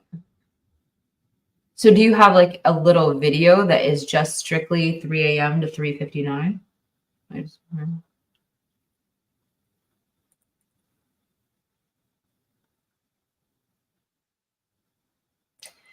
Then David Bird says, well, we don't, here's the thing, David, is if you could just maybe use Enon's initials, you know, just because we don't want to throw somebody's name up on the screen, you know, constantly. But we can definitely talk about it. Just try to use his initials when you type them and I'll display your comments. No missing 1 minute. Jeff just said, oh, I think misunderstanding you. I thought you said from 3 a.m. to 3:59 a.m. is missing. That's a whole hour. Yeah, I did say that. I'm sorry. Okay. Okay. So now that we've cleared that up,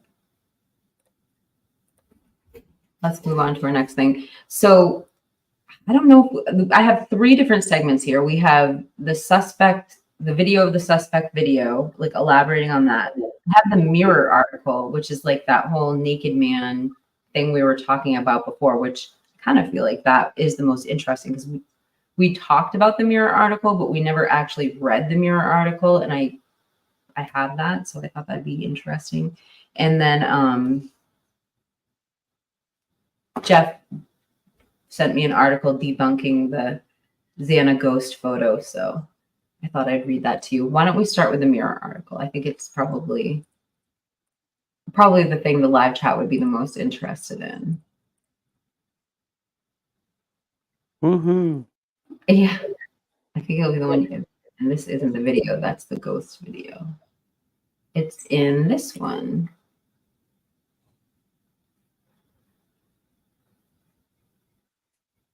That's weird. My screen is frozen.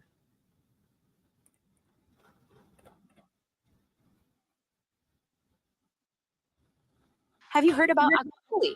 These are the cutting orthopedic insoles that people look forward to using. Yes, orthopedic insoles are beneficial for relieving. This is so weird. I'm not signed in. Hold on. Let me stop sharing my screen for a second and sign in. That's so weird. Why would I be signed into YouTube? That is strange. Right? Oh, that is weird. All right. No. You have now entered the Twilight Zone. All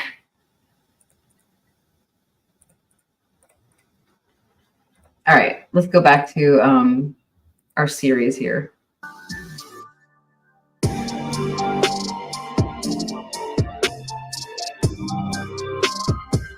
To about 4 segments, but if we have time.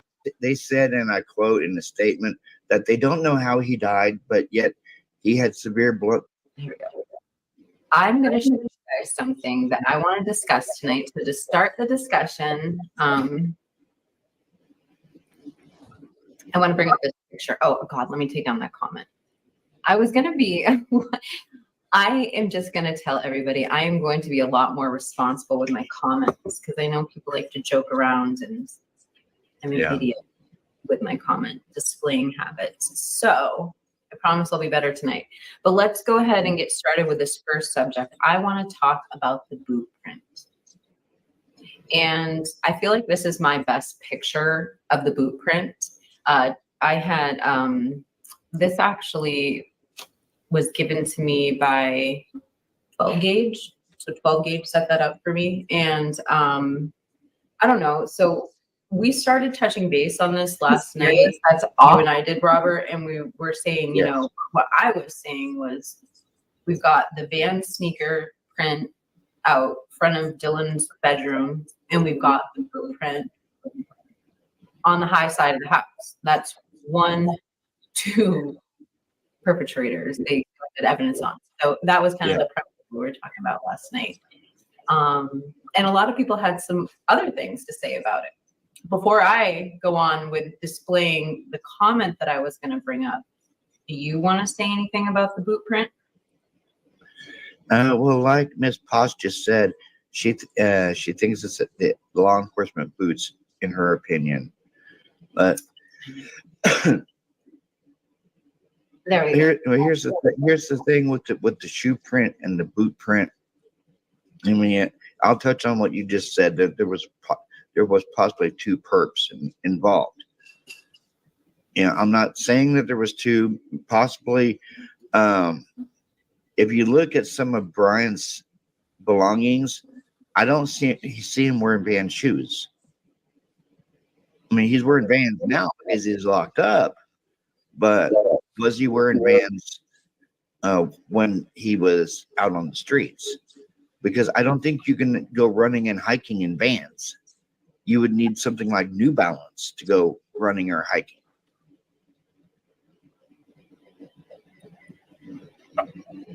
It is simplistic, but it's evidence marker number 3. I mean, it's not something to just go ahead and dismiss for me. You know, it was literally the 3rd piece of evidence they collected. So it's worth talking about.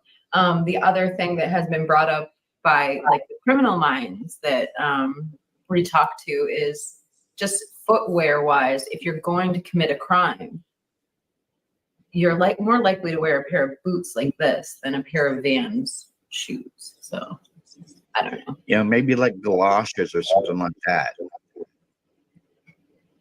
You know, that slip over your shoes. But I don't see him wearing. Oh my gosh, Robert! When I saw that the other night, I wanted to tell you I was laughing at the live chat, not you. Oh my gosh, they crack me up. Yeah, because Vans. I mean, you've seen Vans. They're like almost like a cloth. So that would soak up blood if he was to wear the Vans shoes into the murder scene. If he was smart, if this person was smart, they would put on a pair of galoshes over their shoes. But with 2 different footprints means 2 different perps. Two, me says the boot print was picked up after the cops walked around the premises. But I don't know that. So it could, but it could be a cop print. It could be the naked person. Well, it couldn't be the naked person running, because there were 2 naked people that night reported. So Tarat, you can see the boot print, because I have one without the drawings on it, and it is obviously a boot print when you see it. I don't know about that. I feel like it's been a while since I've seen you, Demon Dog. Nice to see you. All right, so we're going to read the Mirror article after that. Allegedly, we had the naked person who ran by the camera from the photography club, and we also have the naked person who ran by Bethany's window, both alleged. And I can bring up my receipts for both of those stories, but so they wouldn't have boots on. But we know there was activity out back at the house too. Yeah, just like Granny Annie is traveling again, said galoshes are hard to run in. And Scott Metalhead said, especially taking the weather conditions into account. If it was snowing and icy, yeah, you wouldn't walk around with just tennis shoes. You would have something that would have traction on the bottom of your feet. And my cousin, he owns a set of Vans, and the last time it snowed here and was icy, he fell on his butt on the right by his driveway, and he called me. He said, I need to buy a pair of boots. I'm like, why? He goes, I just fell on my butt because of these Vans shoes. Well, right there. I mean, that's what I was laughing. That's obviously, a field study right there. It's not the appropriate shoe wear.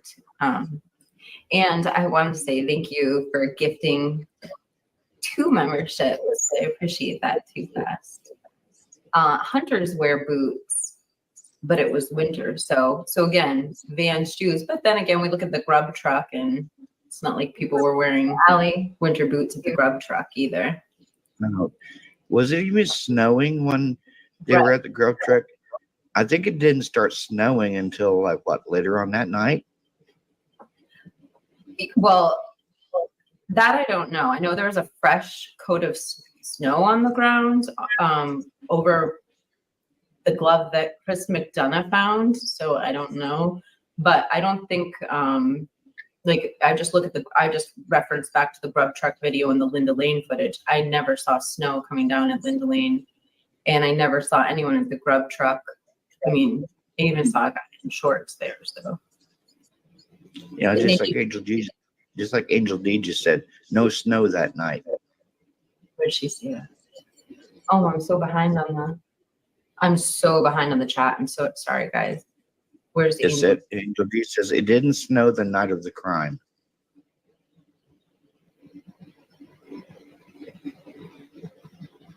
So, I mean, this is the point. You've made this point twice, Mikey, so I'm just going to bring it up.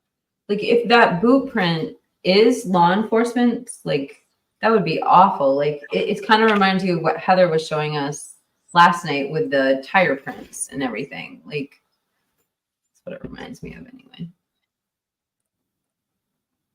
So let me just go back up. Okay, so me says, how could Bethany see a naked person from her window at night? It was dark and she was scared. That's not looking out her window to see what's going on. She doesn't want to be the next list. Well, I highly doubt she knew somebody was being unalive, because she would have called 911. So that's the first thing I would say, is she wouldn't be worried about being probably next on the hit list.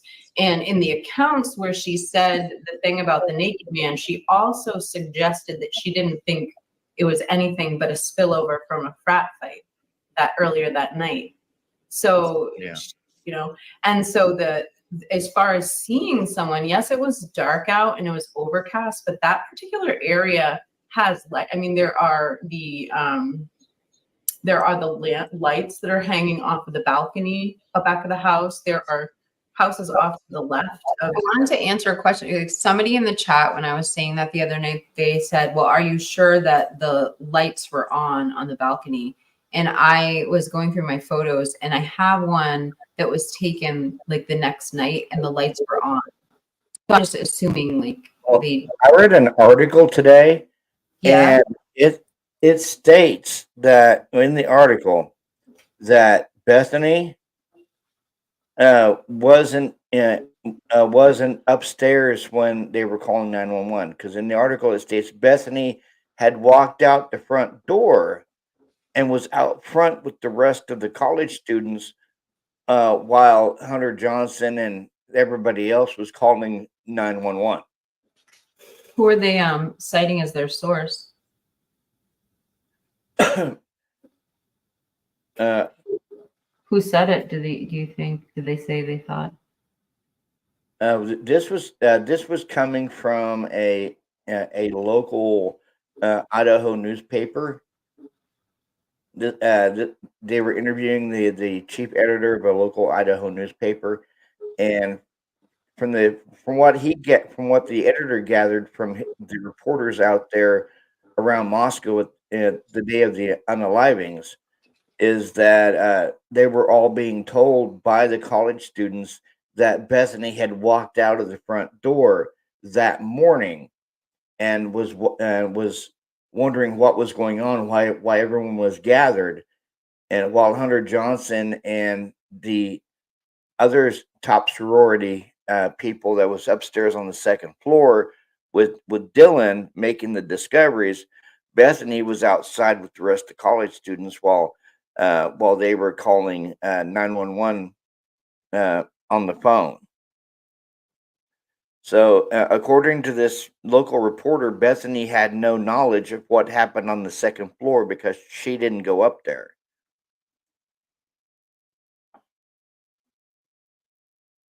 You're muted. Shoot.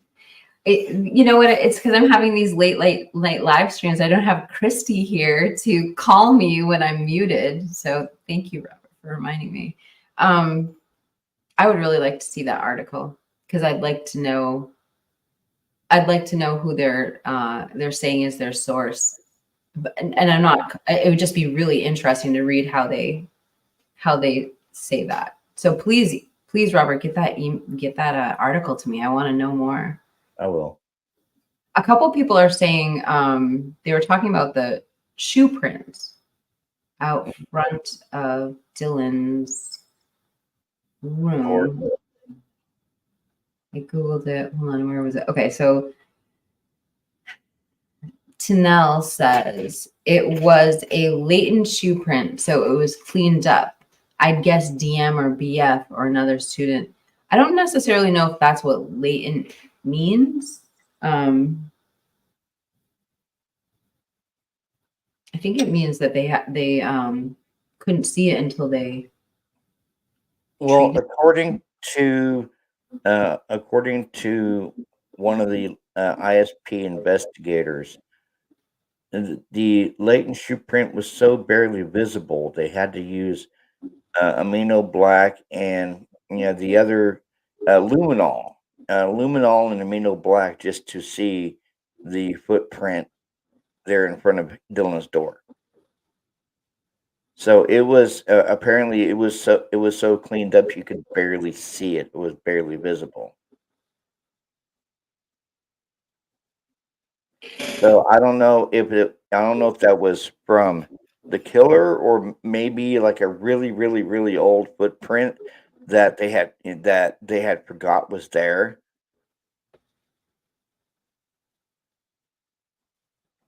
I mean, I've had people explain it to me before. I wish I remembered what they said their explanation for it was. And okay, so like I thought about the shoe print so many times, like when I've seen people do experiments here on YouTube on like how a latent footprint would exist without other footprints. They talk about how if there was some sort of like protection over the shoe, that if the shoe was like semi-saturated, it makes like a smudge rather than the actual print of the shoe. But then once the booty gets fully saturated, then you can then see the actual pattern of the shoe print. It's also compromising because that breaks the barrier of the booty. So then DNA can be transferred onto the shoe, and DNA from the shoe can be transferred onto the crime scene. So, I mean, I wonder, could that shoe print have some DNA in it? Or is the reason why that's the print and the other one not the print is because that's when the booty was finally soaked in blood? Jeff just made two good comments. In forensics, latent refers to evidence that is hidden or not easily seen. Thank you. For example, a latent fingerprint is a fingerprint that is not visible to the naked eye but can be made visible.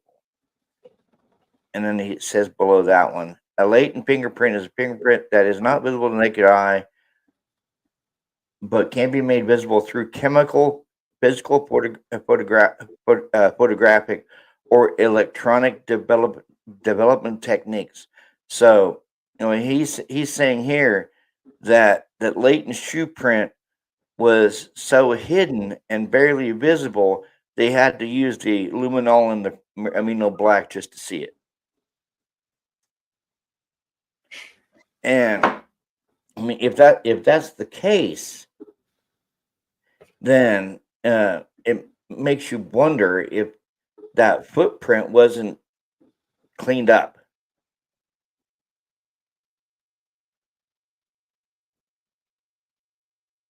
And I mean, I know I'm not saying it was, Kiki. Don't get me wrong. I'm not saying it was, but it's just kind of really weird and odd that this footprint, which could have been made by the perp, was so barely visible and not seen. It took chemicals just to see it.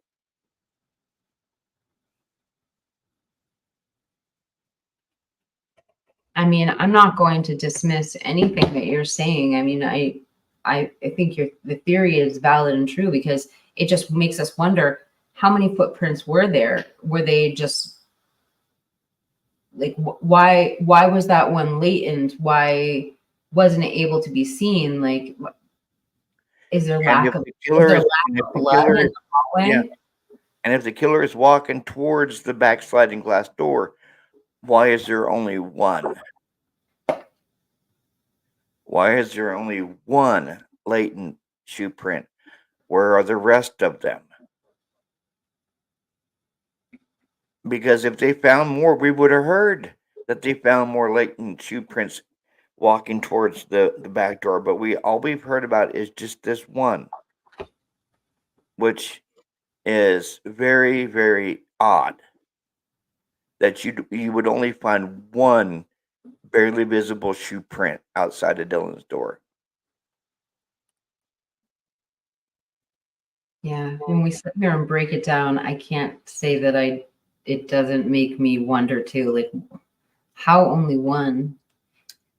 And if it's latent, that means that if there were other prints, that they're not like visible or they're not initially visible. So why is there so lack of blood in the hallway with the gruesome crime scenes that the killer would have just walked through? It's very, very strange.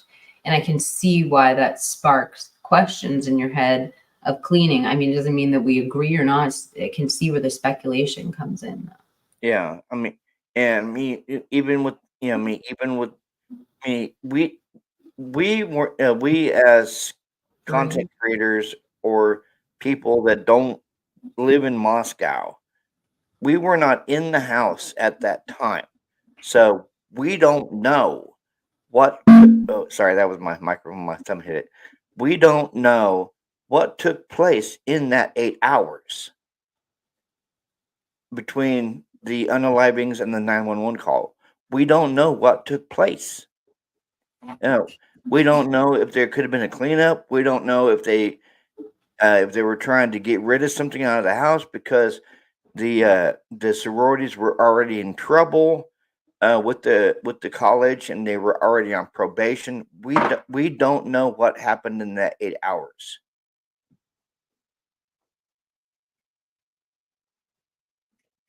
That's where all this speculation is fueled from.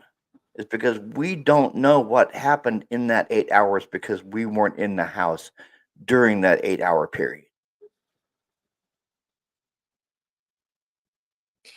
Yeah. And I mean, I'm not going to sit here and say, make excuses or for other people or put words in their mouths. Like, I just go back to everything we've been studying on the PCA. I believe that when they say frozen shock phase, they're clearly stating a phase because they say Dylan originally started in her room and she ended up in Bethany's room. And the only logical explanation that I can think is that when she got to Bethany's room, they both went to sleep. But we don't even know if she went to Bethany's room because it states there in the PCA that she locked herself in her room. It states there in the PCA she locked herself in her. She was frozen shock phase, and she locked herself in her room. So we weren't in the house at that time, so we really don't know what was going on in that house at that time. Hey, AR. AR, you should come up if you're feeling well. Yeah. I'm about to read the mirror, or about to present the Mirror article because we're talking. If I'm wrong, Kiki, let me know. Of course not. I mean, I have no answers for the questions that you have. I interpret the PCA a specific way. Let me take that down. I interpret that a specific way only because I have to rationalize things in my head to in my research. And so I think when they say that where she ended up originally, they're specifically saying that she didn't end up in that bedroom because they use the word originally. They wouldn't need to use that if she just stayed in her room all night. And then the frozen shock phase, if we want to believe the phase is 8 hours long, then all of those other little things you're saying are troubling. Locking the door, making phone calls or making text messages. But if the frozen shock phase isn't 8 hours and it's a phase, it's 10 minutes, 5 minutes, then that would make a little more sense because she was originally in her room during that phase. And when the phase was over, she ran to the one place that might have seemed safe from the noise or what she might have interpreted as a spillover fight from the frats. I'm not sitting here trying to, again, I'm not taking a position defending anyone. I'm just, giving my thoughts on what I think the PCA says. Yeah, and I understand. And Kiki, I agree with like 90% of what you say. Oh, thank you. And you know that.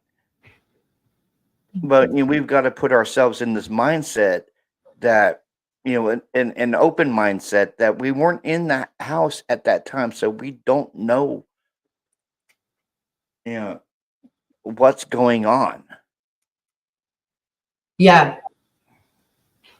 there's no way of knowing. They gagged the case so fast we never got to hear what those original things were. And thank you for being here, PKC, and thank you for weighing in. She says True Crime Web did an experiment, and that's what I was referencing with the booties, where those boot prints look like smudges up until a certain point. And then when the booty got fully saturated, you could see like the shape of the tread on the shoe. But also at that point, it ruins the purpose of the booty because it stops being a barrier for your DNA once it's fully saturated, and it stops being a barrier for the shoe print. But anyway, to read the whole comment, True Crime Web did an experiment. Initial prints looked like just blobs. Couldn't see the tread design. After so many steps, the design faintly appears, and that was through the booties. So I guess what Steve from True Crime Web was saying latent was because by the time the pattern showed up so much, it was so faint. Again, that's all theory and speculation too, but it was interesting to see someone do an actual experiment on that. Yeah, just like Not Today just commented How about DM opened the door for the third time when she heard crying and saw the perp? There was active crying when the person she saw was leaving. We don't know if there was active crying. Xana could have already been dead when the perp was leaving.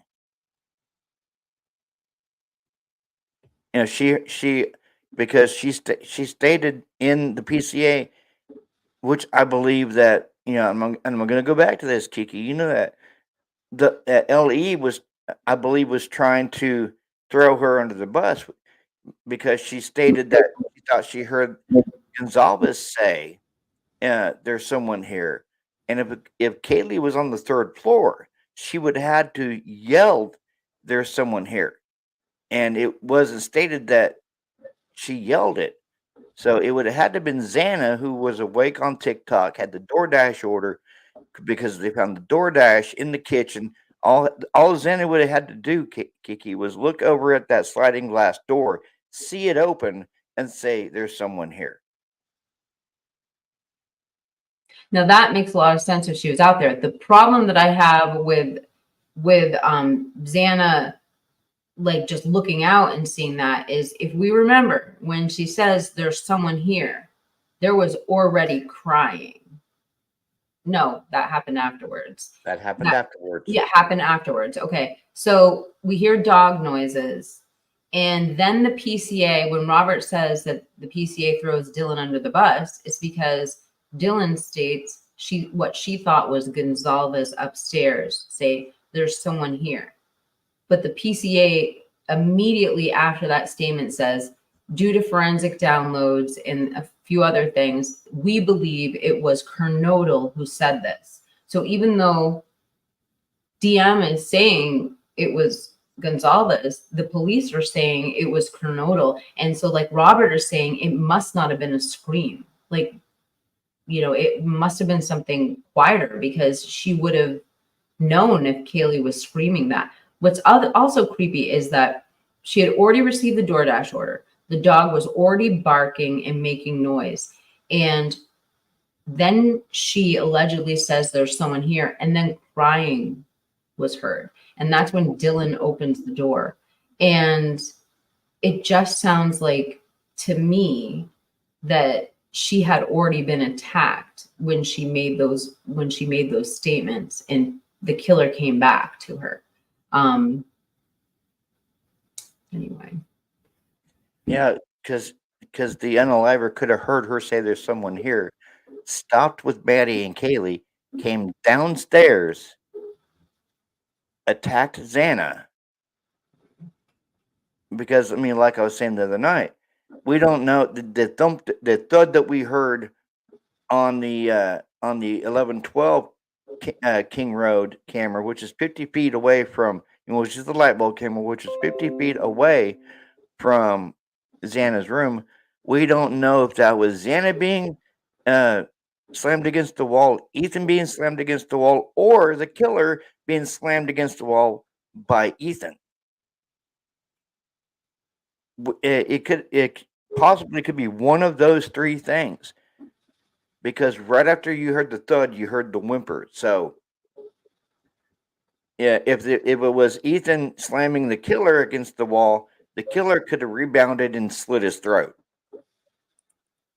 and that was the whimper you heard. Ethan's throat being slashed. Yeah. Because they have come out and said that his parents have come out and said that Ethan wasn't stabbed, his throat was cut.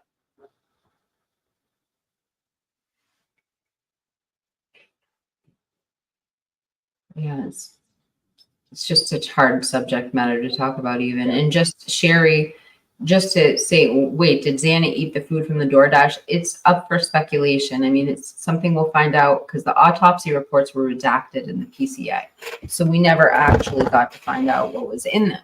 But we do know a couple of things. When we know there was a DoorDash bag with her name on it in the kitchen. So let's just surmise, let's just make a hypothesis that that was the DoorDash order from that night. it's a little mysterious because all of this activity, at least all this activity, the food was delivered at 4:05. All this activity is happening, in approximately 10 to 15 minutes. The question is, if she ate the DoorDash order, would she have ate it right there in the kitchen? Would she have brought it to her room? And if she did bring it to her room, would she have time to have eaten it and brought it back out? Because don't forget, in between all of this, she's also screaming that there's someone here, and she's also crying. So we don't know, but I mean, those are the facts laid out. So that DoorDash order could have been from that night. It could have been from another night. We just don't know. Yeah. And she could have, like Robert is saying, she could have just came out to get the DoorDash and saw that there's someone here. And that's where the scream came, because she was outside of the room, is what Robert is saying. That's the reason Dylan heard it, is because she was out getting that DoorDash when she said it, which I think is a really good, wait, he wasn't, wait. He wasn't there, and he didn't say that it was in a fairy tale. I don't know what we're talking about. Oh, I know what we're talking about. So, oh wait, that wasn't the one. So going back up to Tarek, I want to address a couple of these things. I don't know why these keep coming out, but it's just happening a lot lately. So Tarek says leaked audio has come from an unknown source outside. Well, it is a known source. It was a YouTuber who stole audio from another girl, and she actually came forward and said, "This is my audio." Jeff has brought the whole debunking to YouTube. That was a faked audio that we were hearing. So Now, Kiki, do you know what the 3 motives for murder are? I heard them in your video when you were talking about that young man who was killed, but why don't you tell the audience? Because I think it's worth repeating. Well, I went back and thought about it, and there's actually 4. I left one out in that video: money, sex, drugs, and revenge. Those are the 4 catalysts for murder: money, sex, drugs, and revenge. Yeah. So, and I'm not saying that, any of that ties to the IDAHO4 case, but we also got to put on our critical thinking caps and say, what if? Because we've all heard the stories about it being a party house or a drug house, trap house, whatever you want to call it.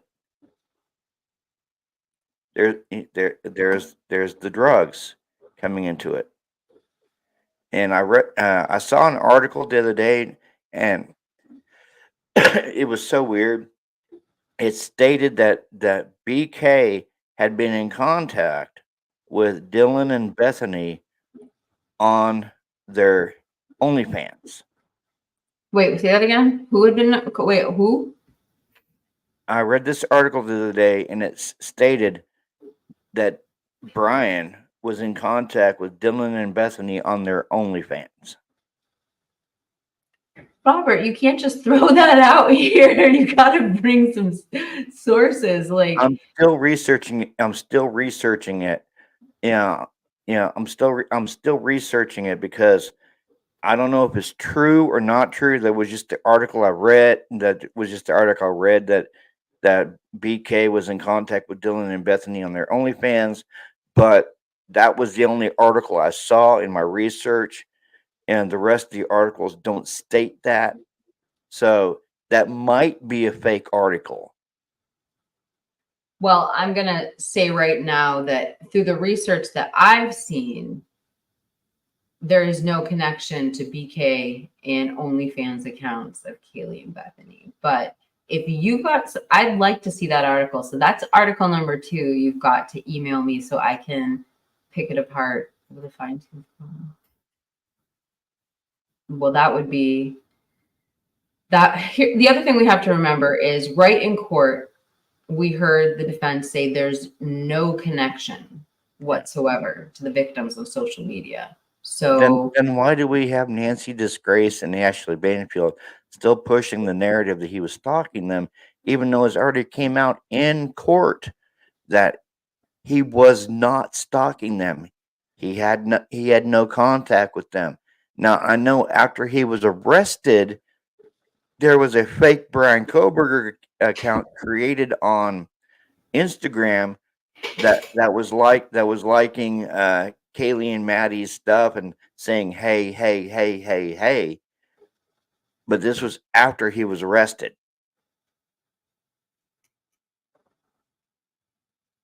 And since then, that fake Bryan Kohberger profile on Instagram has been deleted. Well, let's just talk about Nancy Grace for a second then. Let's just say, you know, the research that Heather Fitzgerald did on that document that they're linking social medias. Guess whose number came up when she did the trace on it? Nancy Grace. Just saying. Heather, don't text her. Hey, Toes. I haven't seen you in so long. I hope you're doing good. I don't think I'm seeing all the comments on my end for some reason. But yeah.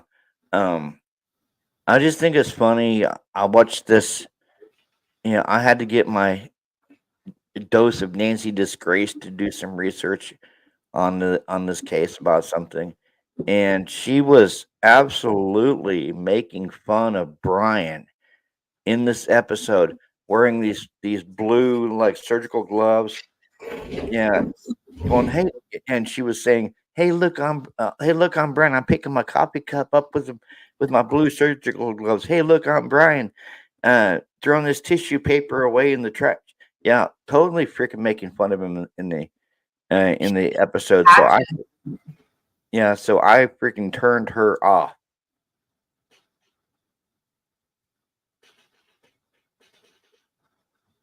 Well, I'm glad you voted with your remote control or your mouse. Remote control. Well, that's what you do. You turn the channel. And I want to finish our talking about the Mirror article, because we were sitting here talking about the naked man theory and we never like finished what we were talking about. So let's continue with that while we're chatting. Japanese window, and I don't know about street lights, but I would imagine. So as soon as this is done, I'm going to bring up the Mirror article for us to listen to.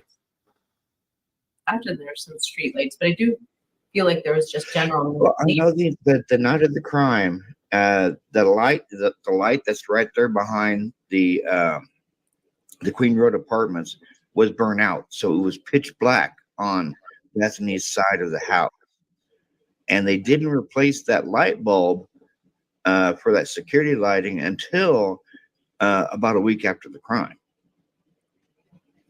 So it was pitch black.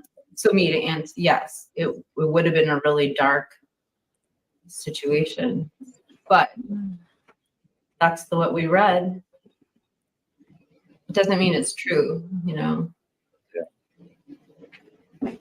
So if you guys don't know what I'm referencing, the Mirror article is in a foreign newspaper. So the gag order applies to the US, but it appears there's some sort of loophole, because in the particular country where the article was published, it was published in the UK, there's actually laws that an American citizen could go have a untrue story. They could appeal to it and have it taken down from it. And I'll leave off there and I'll bring up the story with that so you guys can just see for yourself. And this article is still up, and it's allegedly like Richard Batante's words that were leaked. So, I mean, they quote him in it. And this is the actual article before it was rewritten. So it's kind of the original stuff in there that talks about, it even talks about, well, I'll just let you guys hear it for yourself.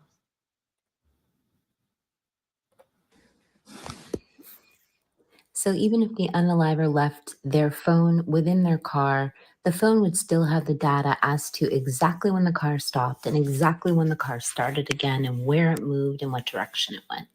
Allegedly, of course, and in my non-professional I just want to opinion. point something out too. When Get a Clue says that we didn't have a back and forth, this is literally a video of him yelling at me about the metadata because I used Illuminati's video, and he wasn't happy about that. So I just want to debunk Get a Clue really quickly. AR is in chat. So that's not the only fascinating thing I wanted to share with you today. So now let's talk about this article that was basically dismissed by most media outlets. And let's talk about why this might be true. So I was talking about the naked perp in my last video. I'll play a little clip here. And I was a little shocked at some of the comments. Either people didn't or hadn't heard this theory, or they had dismissed it as tabloid fodder. So let's just listen. What if the man clad in black came out the glass slider door, shut down his clothing, put it in his kill kit, like Steve quoted, the kill kit, and then ran naked around the house out the front? So I think that could be one person just covering his DNA tracks, which we know this was somebody who knew what they were doing as far as containing their DNA. A leather driving. So the article that I am referencing in this clip was written in The Mirror, which is a magazine that is published in the UK. And now I'm just going to read from you a few words from that article. I wish I did my nails like that still. However, one of the surviving roommates, Mrs. Funk, allegedly heard and witnessed things that could exonerate the defendant. Investigator Richard Bitonti, who is working for Ann Taylor, Mr. Kohberger's lawyer, has subpoenaed Mrs. Funk to appear at the accused quote-unquote unaliver's hearing. In the affidavit, she allegedly witnessed a naked man run through the sliding glass door. She lived on the first floor of the home and came face-to-face with the alleged unaliver. She's alleged to have heard and witnessed things that could clear the suspect, Mr. Bitonti argued, and she would be a crucial witness. Mr. Kohberger's lawyer claimed that Mrs. Funk had some exculpatory information that is material and necessary to the alleged unaliver's defense.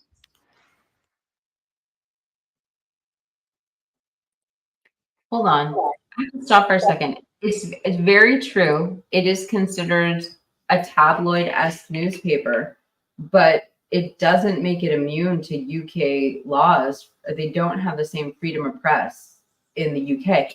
And in fact, I'll just let it play afterwards, because I bring up an example of Meghan Markle as an American citizen going over there and having articles taken down of her. And since this video was made, Harry, I keep wanting to call him Harry Markle, but Harry, whatever, he went back to the UK and he's had 2 articles taken down. And it's basically when, I don't know how it goes, but if you can prove that the article's not true, it's basically like defaming, and you can petition to have the article taken down. None of that has been done. So it's kind of weird that Bitonti is letting this stand, allegedly.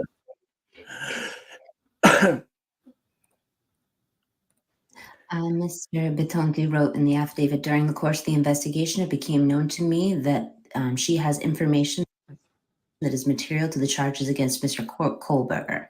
And according to police, Mrs. Funk found the bodies of the housemates, but she is now disputing the request to appear, as she now lives in Nevada and not Idaho. So let's just make a couple of assumptions about this article. Now, number one, there's a gag order on this case that applies in the United States. This paper is printed in the UK. And unlike the United States, the UK doesn't have the same freedom of speech and freedom of press laws that the United States has. If Mr. Bitonti wanted to stop this article from being published or have it taken down, he certainly could, because he could say that he was offended by it and the paper would be required to respond to his formal request. Let me give you an example. So a recent example that has gained publicity is when Meghan Markle was offended by morning commentator Piers Morgan's opinion on one of his shows. Now, even though Meghan Markle was an American citizen at the time, she was still able to file a formal complaint in the UK. Let me just read you one quick paragraph here from People magazine that reported on this at the time. Meghan Markle made a formal complaint to ITV following Piers Morgan's on-air comments regarding her mental health, which she opened up about during her interview with Oprah Winfrey on Sunday, People reported. Now, I understand that there are a lot of things we have to take into account with this Mirror article regarding BF. However, we do need to consider that this just might be a loophole that the defense for BK has found to leak some information that could help the public image of their client. A major defense loophole. Major loophole that the defense team has found to get some information out there. All right. I just thought I'd bring the article to the people and let you guys figure it out. Yay. What, am I muted? What? No, you're not muted for once. Okay, so there's a big debate going on right now about the leaked audio. Robert, do you know anything about the leaked audio? Or Jeff or Heather or anybody? Like, I always thought that the leaked audio that we heard is specifically been debunked because the screams that they found in it were proven to come from another YouTube video. Do you know what I'm talking about? Yeah, I've heard about the leaked audio. And when I first came onto this case about 6 or 7 months ago, I steered the hell away from the leaked audio because something about it just screamed fake. So I tried to steer away from it. Jeff, we're talking about the leaked audio that they caught at 417 with the thud and the scream and whatnot. Didn't you show me like a YouTuber faking that video and they had borrowed audio from another? In fact, I think you sent me a video. I might even have it in StreamYard. Let me look at my. Thank you, Miss Your Girl. She agrees with me. Thank you, Miss. Okay, I have a lot of stuff on here, but I don't have that. I'm going to mute myself. I'm just going to text Heather really. Okay.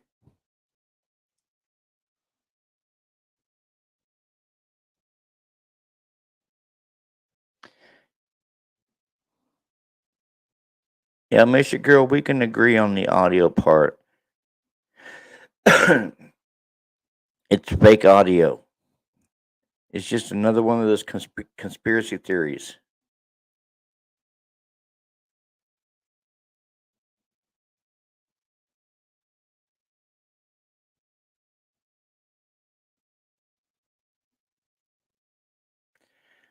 You're muted.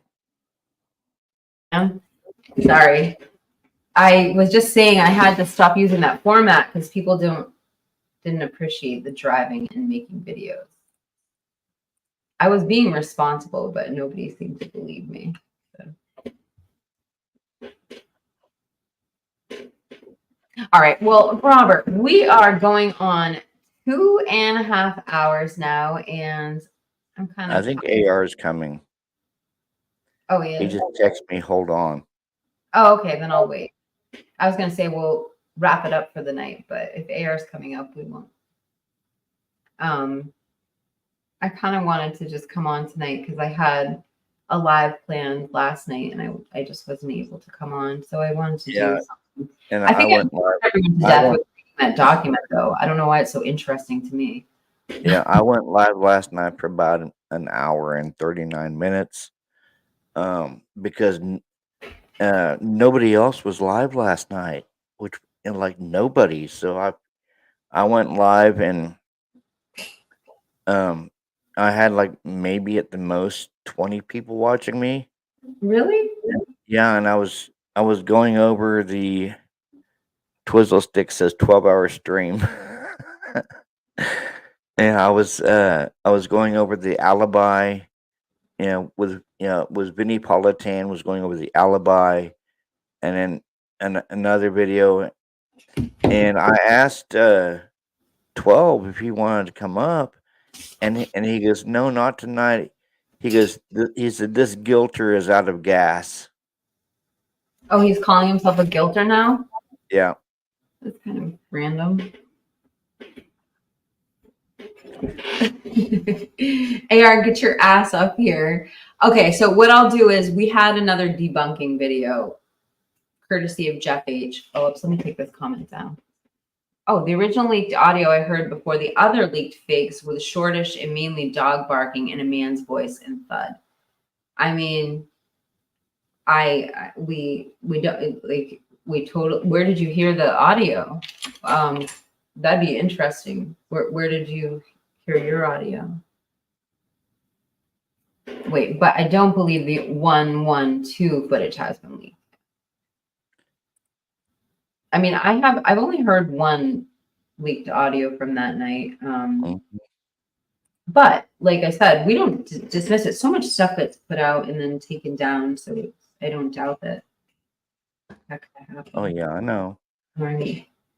I mean, just like we've got this narrative going on right now about the WSU Chem Lab, which is completely a false narrative. I don't think Bryan was building a damn bomb.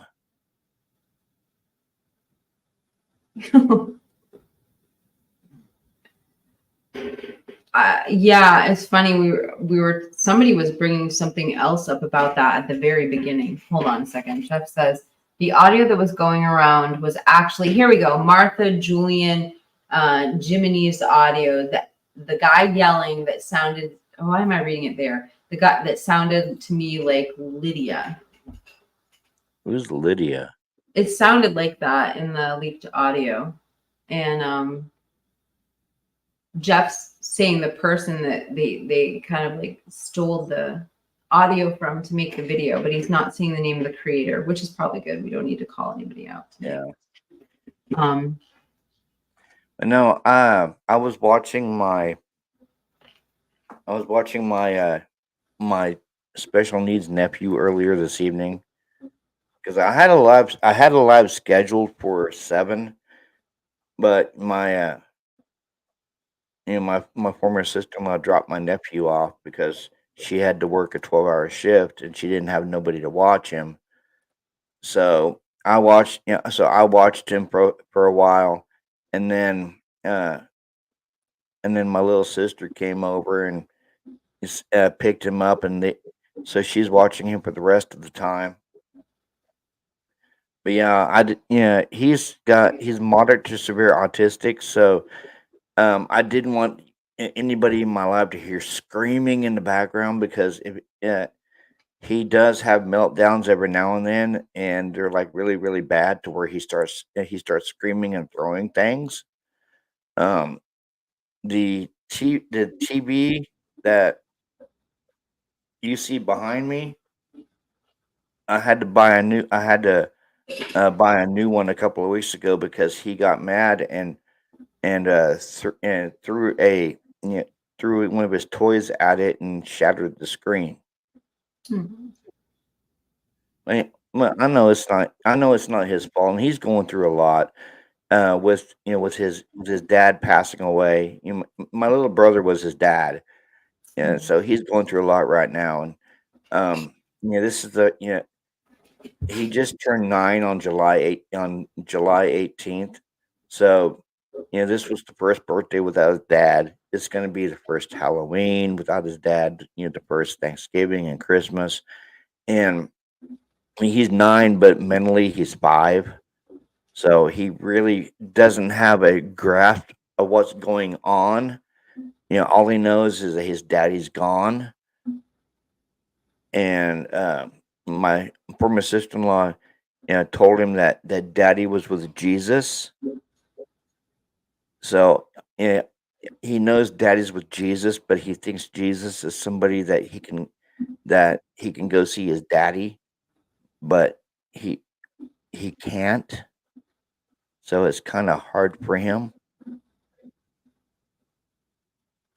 I don't even have words, Robert. I'm glad that he has you in his life, and it takes a special person to be able to, make a connection with a kid, and he needs you. He needs to have a strong male role model in his life. So God bless you for, spending time with him, and God.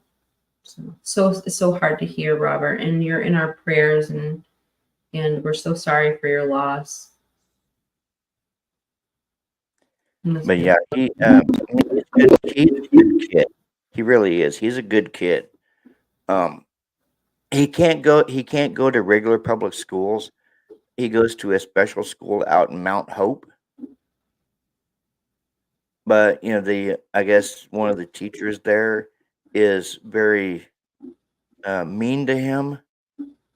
They have this thing at this special school is called a Hope Learning Center in Mount Hope, Kansas, and it deals specifically with kids who suffer from like autism and other handicaps, um, which my former sister-in-law is trying to get him moved from that school to put in a public school here in Wichita. But because at that school, if you get out of line, they throw you in what's called the blue room, and basically the blue room is like a padded room. So Wow. and his mom was kind of pissed off today because that he had been in the blue room for about 4 hours today. Because he has like sensory issues because of his autism. He has sensory issues, and if somebody doesn't, he says, "Hey, you leave me alone." They don't leave him alone. He gets mad and starts throwing a fit. So they threw him in this padded room for about almost 4 hours today. So when he came home from school, the meltdown he had at school transferred with him to his mom's house. So his mom was having a hard time dealing with him because the school had triggered him. Happy Hound says, report that teacher immediately to the Board of Education. Oh, she's already under investigation by the principal of the school. You might have to take it out of house, though. Like Happy Hounds is saying. Yeah, well, Jessica is trying to get him moved. Yeah, she's trying to get him moved from that school to a school here in Wichita that knows how to deal with kids that have autism, especially his form of autism. The school he was going to, which was in Valley Center, just threw him in that school because they were basically giving up on him. So they put him in that school, and they were initially supposed to move him back to the Valley Center School at the beginning of the school year this year, but because everything that happened with his dad passing away, it triggered him to the point where he didn't want to go back to school.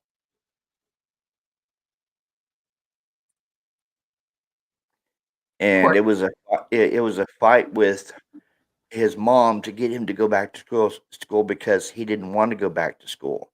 Why? Because he locked him in a room for 4 hours, like Happy Hounds is saying. Yeah.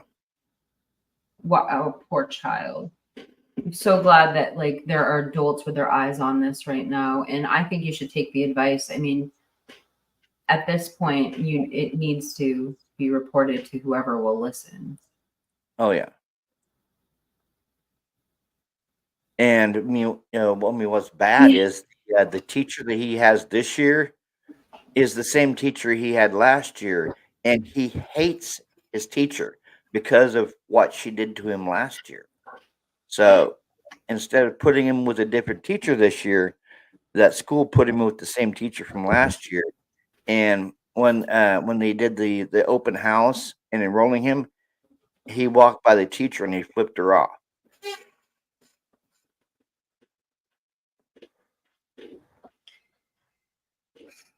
Oh my gosh, Robert, I don't even know, but I just want you to know we're all supportive of you. You have our prayers, your family's in our prayers, and we're so sorry for your loss. We want updates, please let us know how he's doing. Let us know how he's adjusting. And just hang in there. And you, like the chat is saying, you're a special person, and God bless you for being there for your little nephew. Yeah, it's kind of funny. He's 9 years old, and he's almost he's my elbow. So he's growing fast. I'm only, mind you, I'm 5'6", 5'7" tops, and he's 9, and he's already past my elbow, almost to my shoulder, and he's 9. Open Mind Perspective says, can she do homeschool? With since he has an IEP, they want him in actual brick and mortar school because of his IEP. No, she has talked about doing homeschooling, but because he has an IEP and his IEP team said that he needs to be in a brick and mortar school, then homeschooling is not an option at this time. They said maybe when he gets like a little bit older, like maybe middle school, they can homeschool him. But as long as he has an IEP, he has to be in an actual school. Open Mind Perspective, we're so sorry for your loss. There was another one up here. And then this one from Happy Hounds. I sure don't blame your nephew for not wanting to go back to school. I would not either. Like the sensory deprivation alone, being locked in a room like that for 4 hours. D Square says Kansas should have advocates to support placement and grievance for this loss. In my opinion, what a powerful family he has. Amen.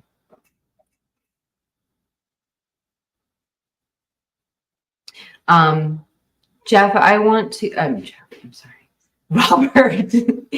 I want to, just since you're talking, I think it'd be like, it just kind of makes me think maybe we should move on to a story that you brought up, because you brought something up that just lit the chat on fire for 2 live streams in a row.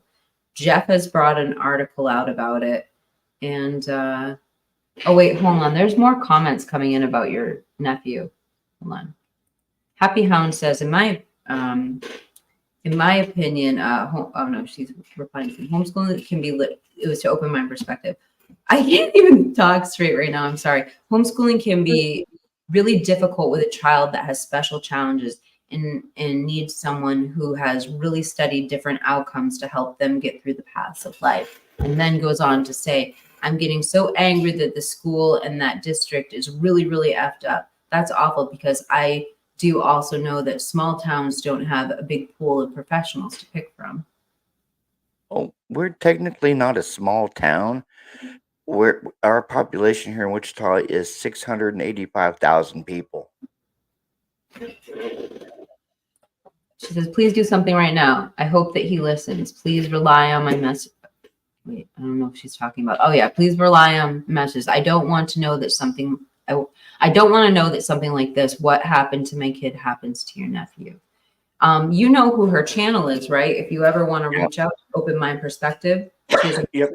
And those watching too, Open Mind Perspective has a wonderful true crime IDAHO4 channel. But you should reach out to her and continue the conversation, because it sounds like she might have some insight for you.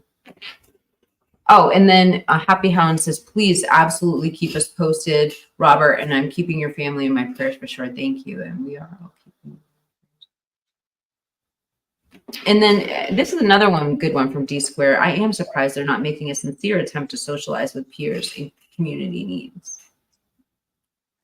Well, they're trying to socialize him in that school, but mind you, it's a special school, and the only kids around are other special needs children. and there are some high schoolers there that's not, special needs. It's like an alternative school, and the high school has got in trouble here a couple of days ago because they were using my nephew as a kind of like as entertainment. Like, yeah, like he would throw his fit or something out on the playground, and the high schoolers would laugh at him and view him as entertainment. What? So if he was 9, who was supervising? I mean, that sounds like somebody could get in trouble right there, because there should have been someone supervising the 9-year-olds on the wherever they were on school ground. I mean, 9-year-olds aren't allowed to just intermingle with grown children. Yeah. Well, see, that's the thing with this school. Unsupervised. Yeah, that's the thing with this school. I mean, they have all ages there, all grades there. It's a special school, for disabled children, and also for children who have like bad attitudes. I don't know if you want to call it bad attitudes, but disciplinary problems in other schools. They send them to this school that my nephew goes to.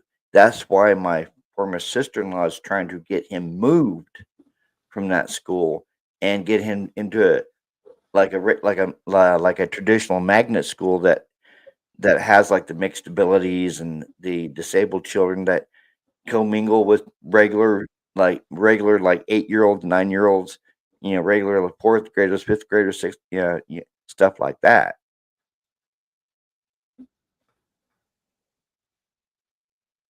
Yes, Misha.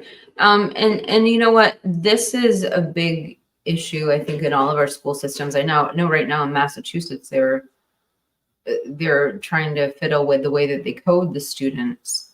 It's in the effort to give them more opportunity, but it doesn't really level the playing field, because it takes away their special coding. So they have to compete with other children who don't have special needs. So, but I like this comment. Please support public schools. Special education teachers are few and further between. I understand the conundrum. Please reach out to a region center. Autism Speaks and others. So it's really nice, because it sounds like we have some people in the education field in here, by the grace of God, while you're talking. So Robert, I am sorry. I thought he was in a small town and you were trying to move him to Wichita. And no, he's in Wichita. Just the school that he goes to is not in Wichita. Is in Mount Hope, Kansas. Yeah, he lives in Wichita. His mom lives in Wichita. But the school that he goes to is in Mount Hope, Kansas, which is about a 45-minute bus ride in the mornings from here to there, and then from there back.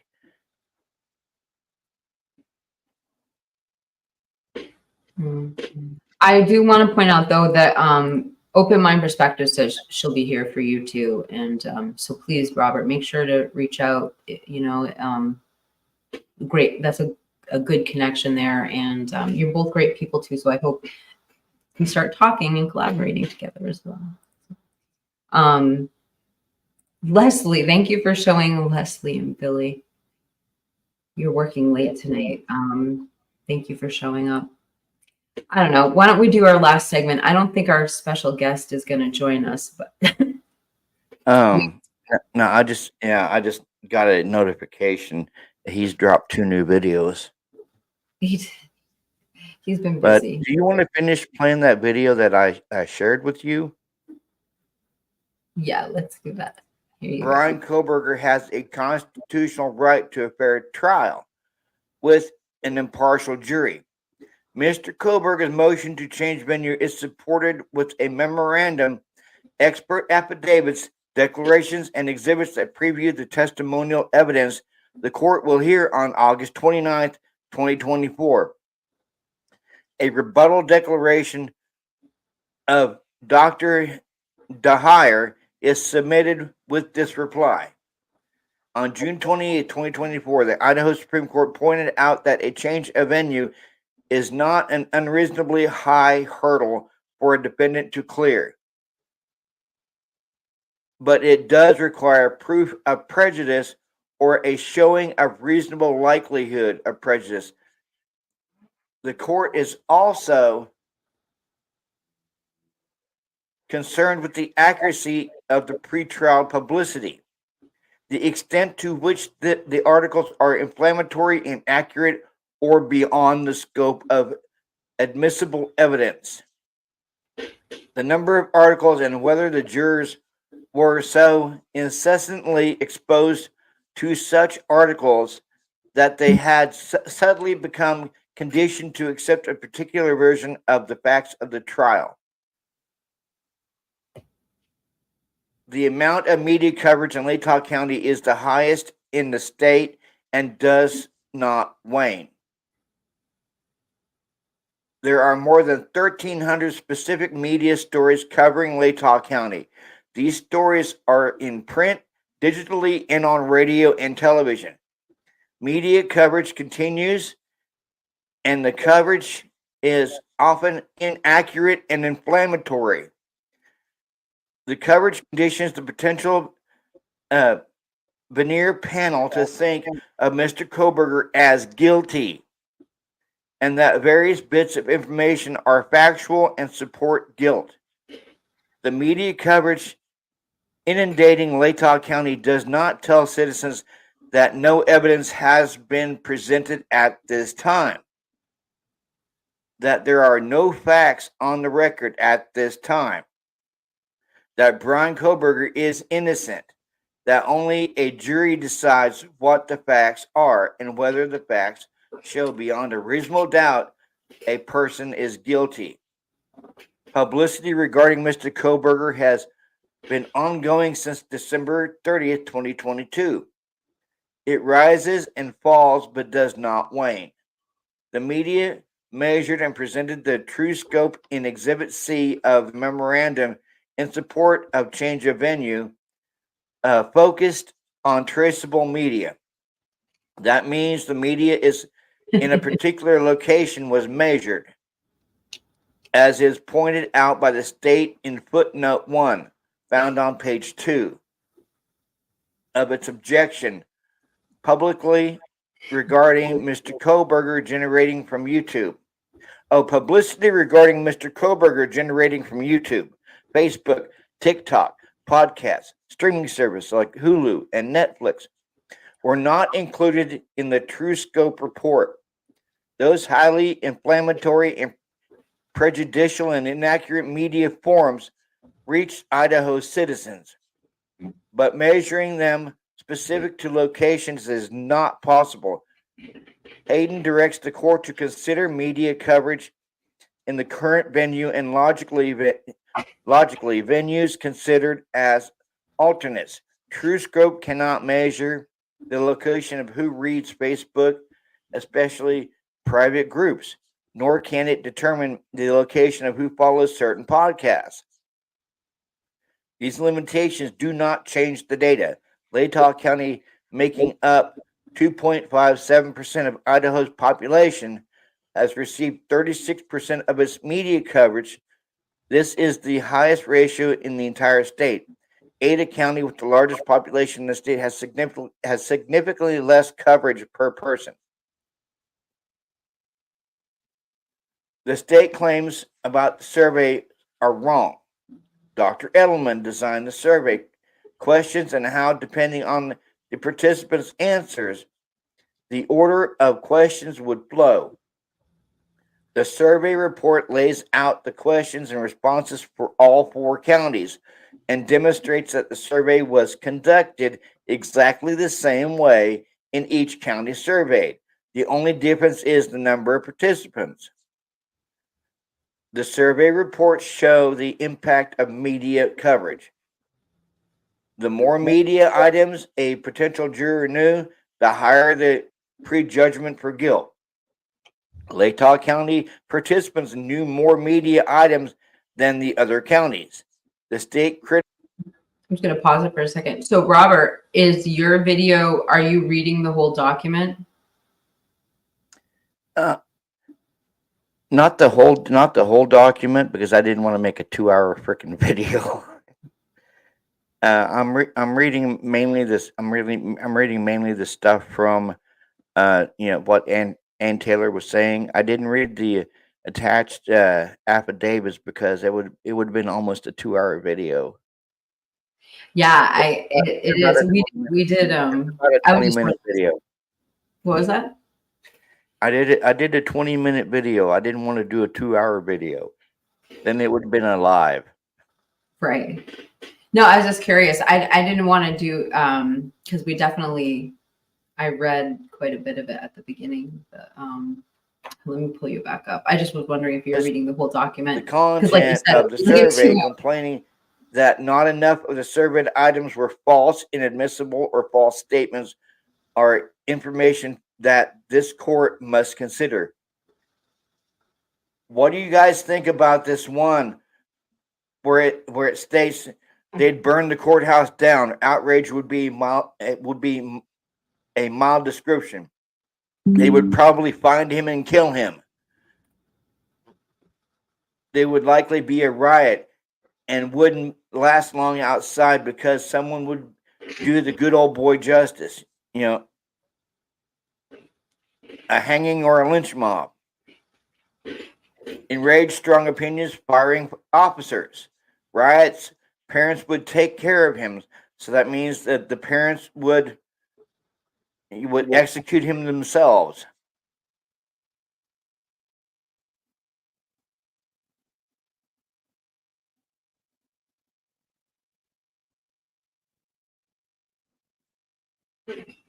Expanding the jury pool to Nez Perce County is not a remedy because the residents of Lewiston and Nez Perce are in the same designated market area as Latah County.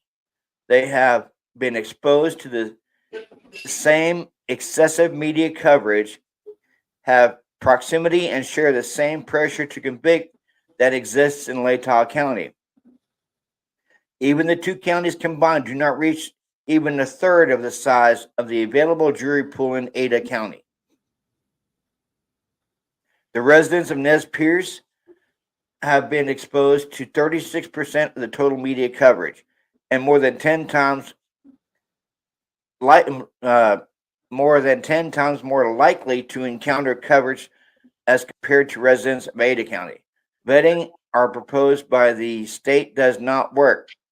For decades, the courts have recognized this simple because a jury of 12 can be selected does not mean that the jury is impartial. You hit it right on the head, Ann Taylor. What?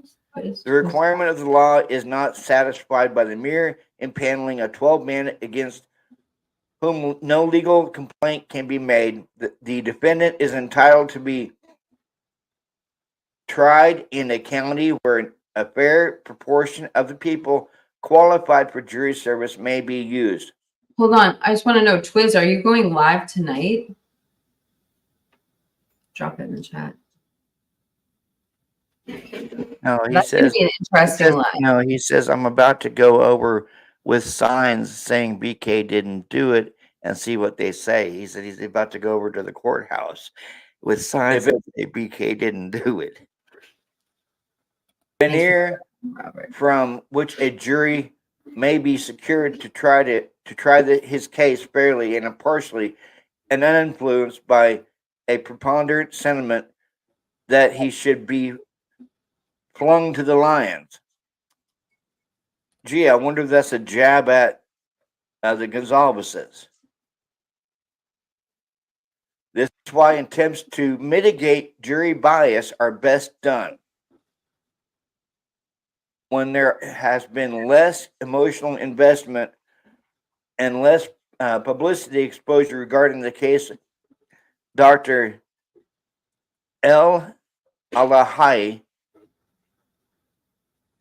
Defense EXE, page 12, answers to the jury surveys in Ada County showed less emotional connection total.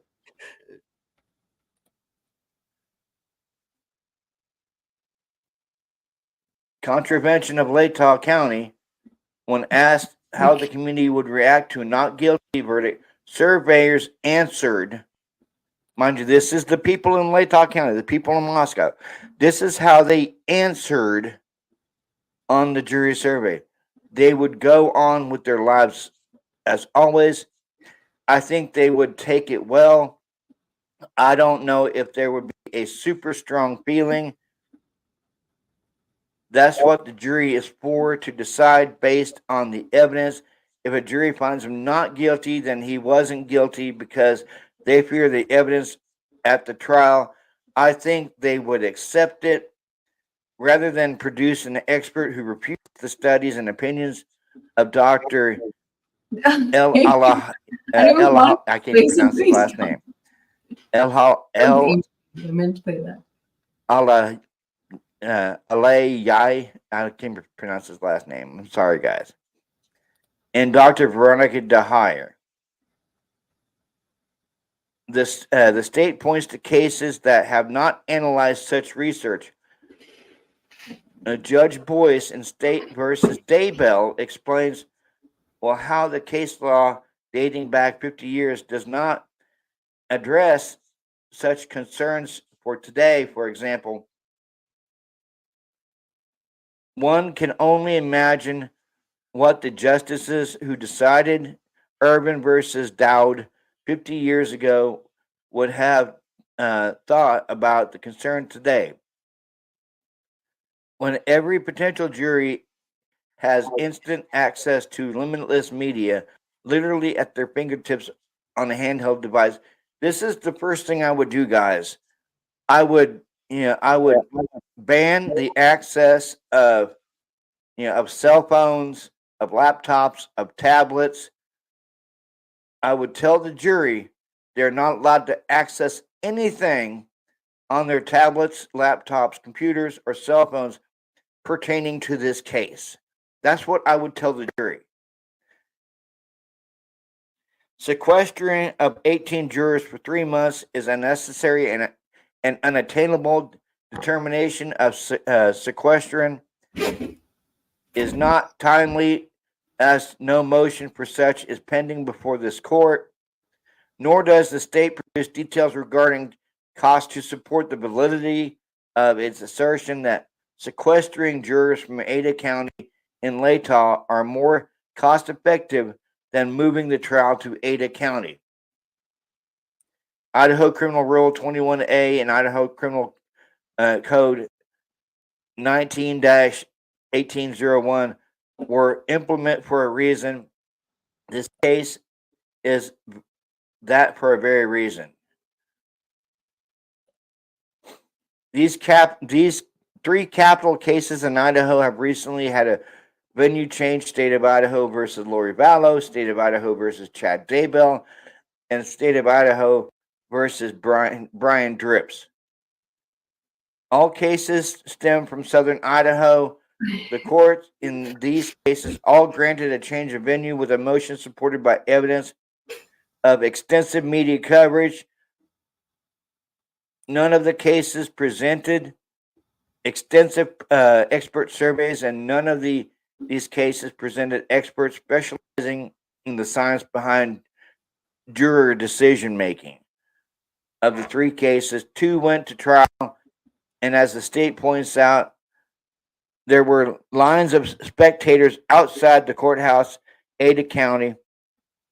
Jurors in both cases provided in-depth media interviews post-trial and expressed that the Ada County court staff and marshals provided great infrastructure that made a big difference in their ability to withstand the significant commitment. This room, many bathrooms, to make short breaks, efficient travel, and to and from the courthouse, with the security abilities to avoid the press and spectators by bust underneath the courthouse, and experience of the courtroom deputies provide security. Such accommodations are not possible in Moscow. The facilities do not exist to accommodate a jury of 18 for 3 months. In this case, where the public and press will be lined up outside of the exterior of the building. The president of courts, changing venue in Idaho, and the experience of Ada County have handled high-profile cases should be followed and used in this case. Mr. Kohberger provided this court with extensive and unrefuted evidence. The evidence includes proof of excessive media coverage in Latah County They're coming too fast now. that is both prejudicial and false, along with declarations of experts explaining why remedies other than a change of venue are not enough. I totally agree with Ann Taylor. A change of venue is needed. And guys, if he's found not guilty, what they said in the beginning of this document could happen. He could be lynched. They could find him on the street and kill him. The parents of the victims could find him and kill him.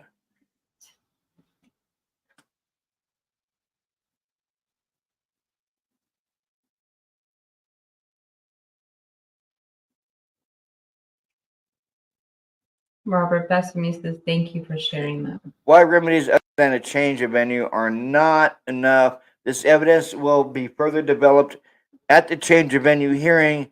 The traumatized town of Moscow is understandably filled with deeply held prejudgment opinions of guilt. The surrounding area of Nez Perce County and Lewiston are not situated differently. The issue of venue reaches finality with a change to Ada County because Latah County mob mentality will never produce a veneer that results in a cross section of the community.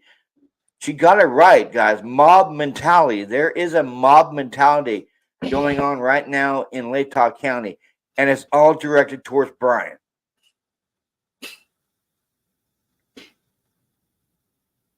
This mob mentality is directed towards Bryan because they all think, they all believe what they see in the mainstream media. They all believe what they see on the news. They're already preconditioned to find this guy guilty. And it's wrong, guys. It's really, really wrong. Like always, guys, like, comment, subscribe to my channel, share my channel, hit that bell notification for any new uploads. And on my channel page, I'm being sponsored by W Energy. Make sure you click the link for W Energy. And at checkout, you will get a 10% discount just by using the True Crime Cult 162 at checkout. You guys have a good Thursday, and I'll see y'all later on this evening. Peace. I never see the lights out. They got me overdrive. Fancy on a fast car. This is how you make me feel. Don't stress me now. I got the overdose. I'm feeling it in my bones. And if you say that I'm lying to you, these habits are killing me. I wish I could fall asleep. The problem is you.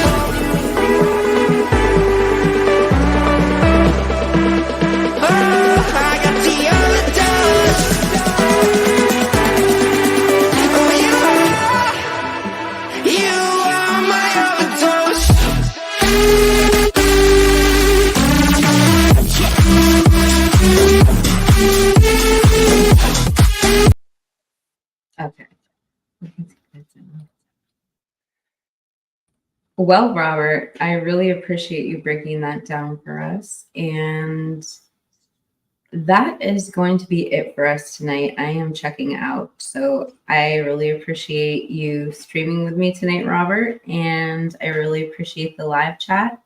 And Jeff says, with that song, for my new intro and outro, I made Aquarius Yaya's granddaughter dance. That's great.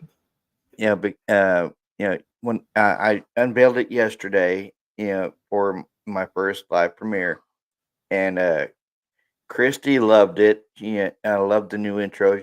She said this almost makes me want to dance.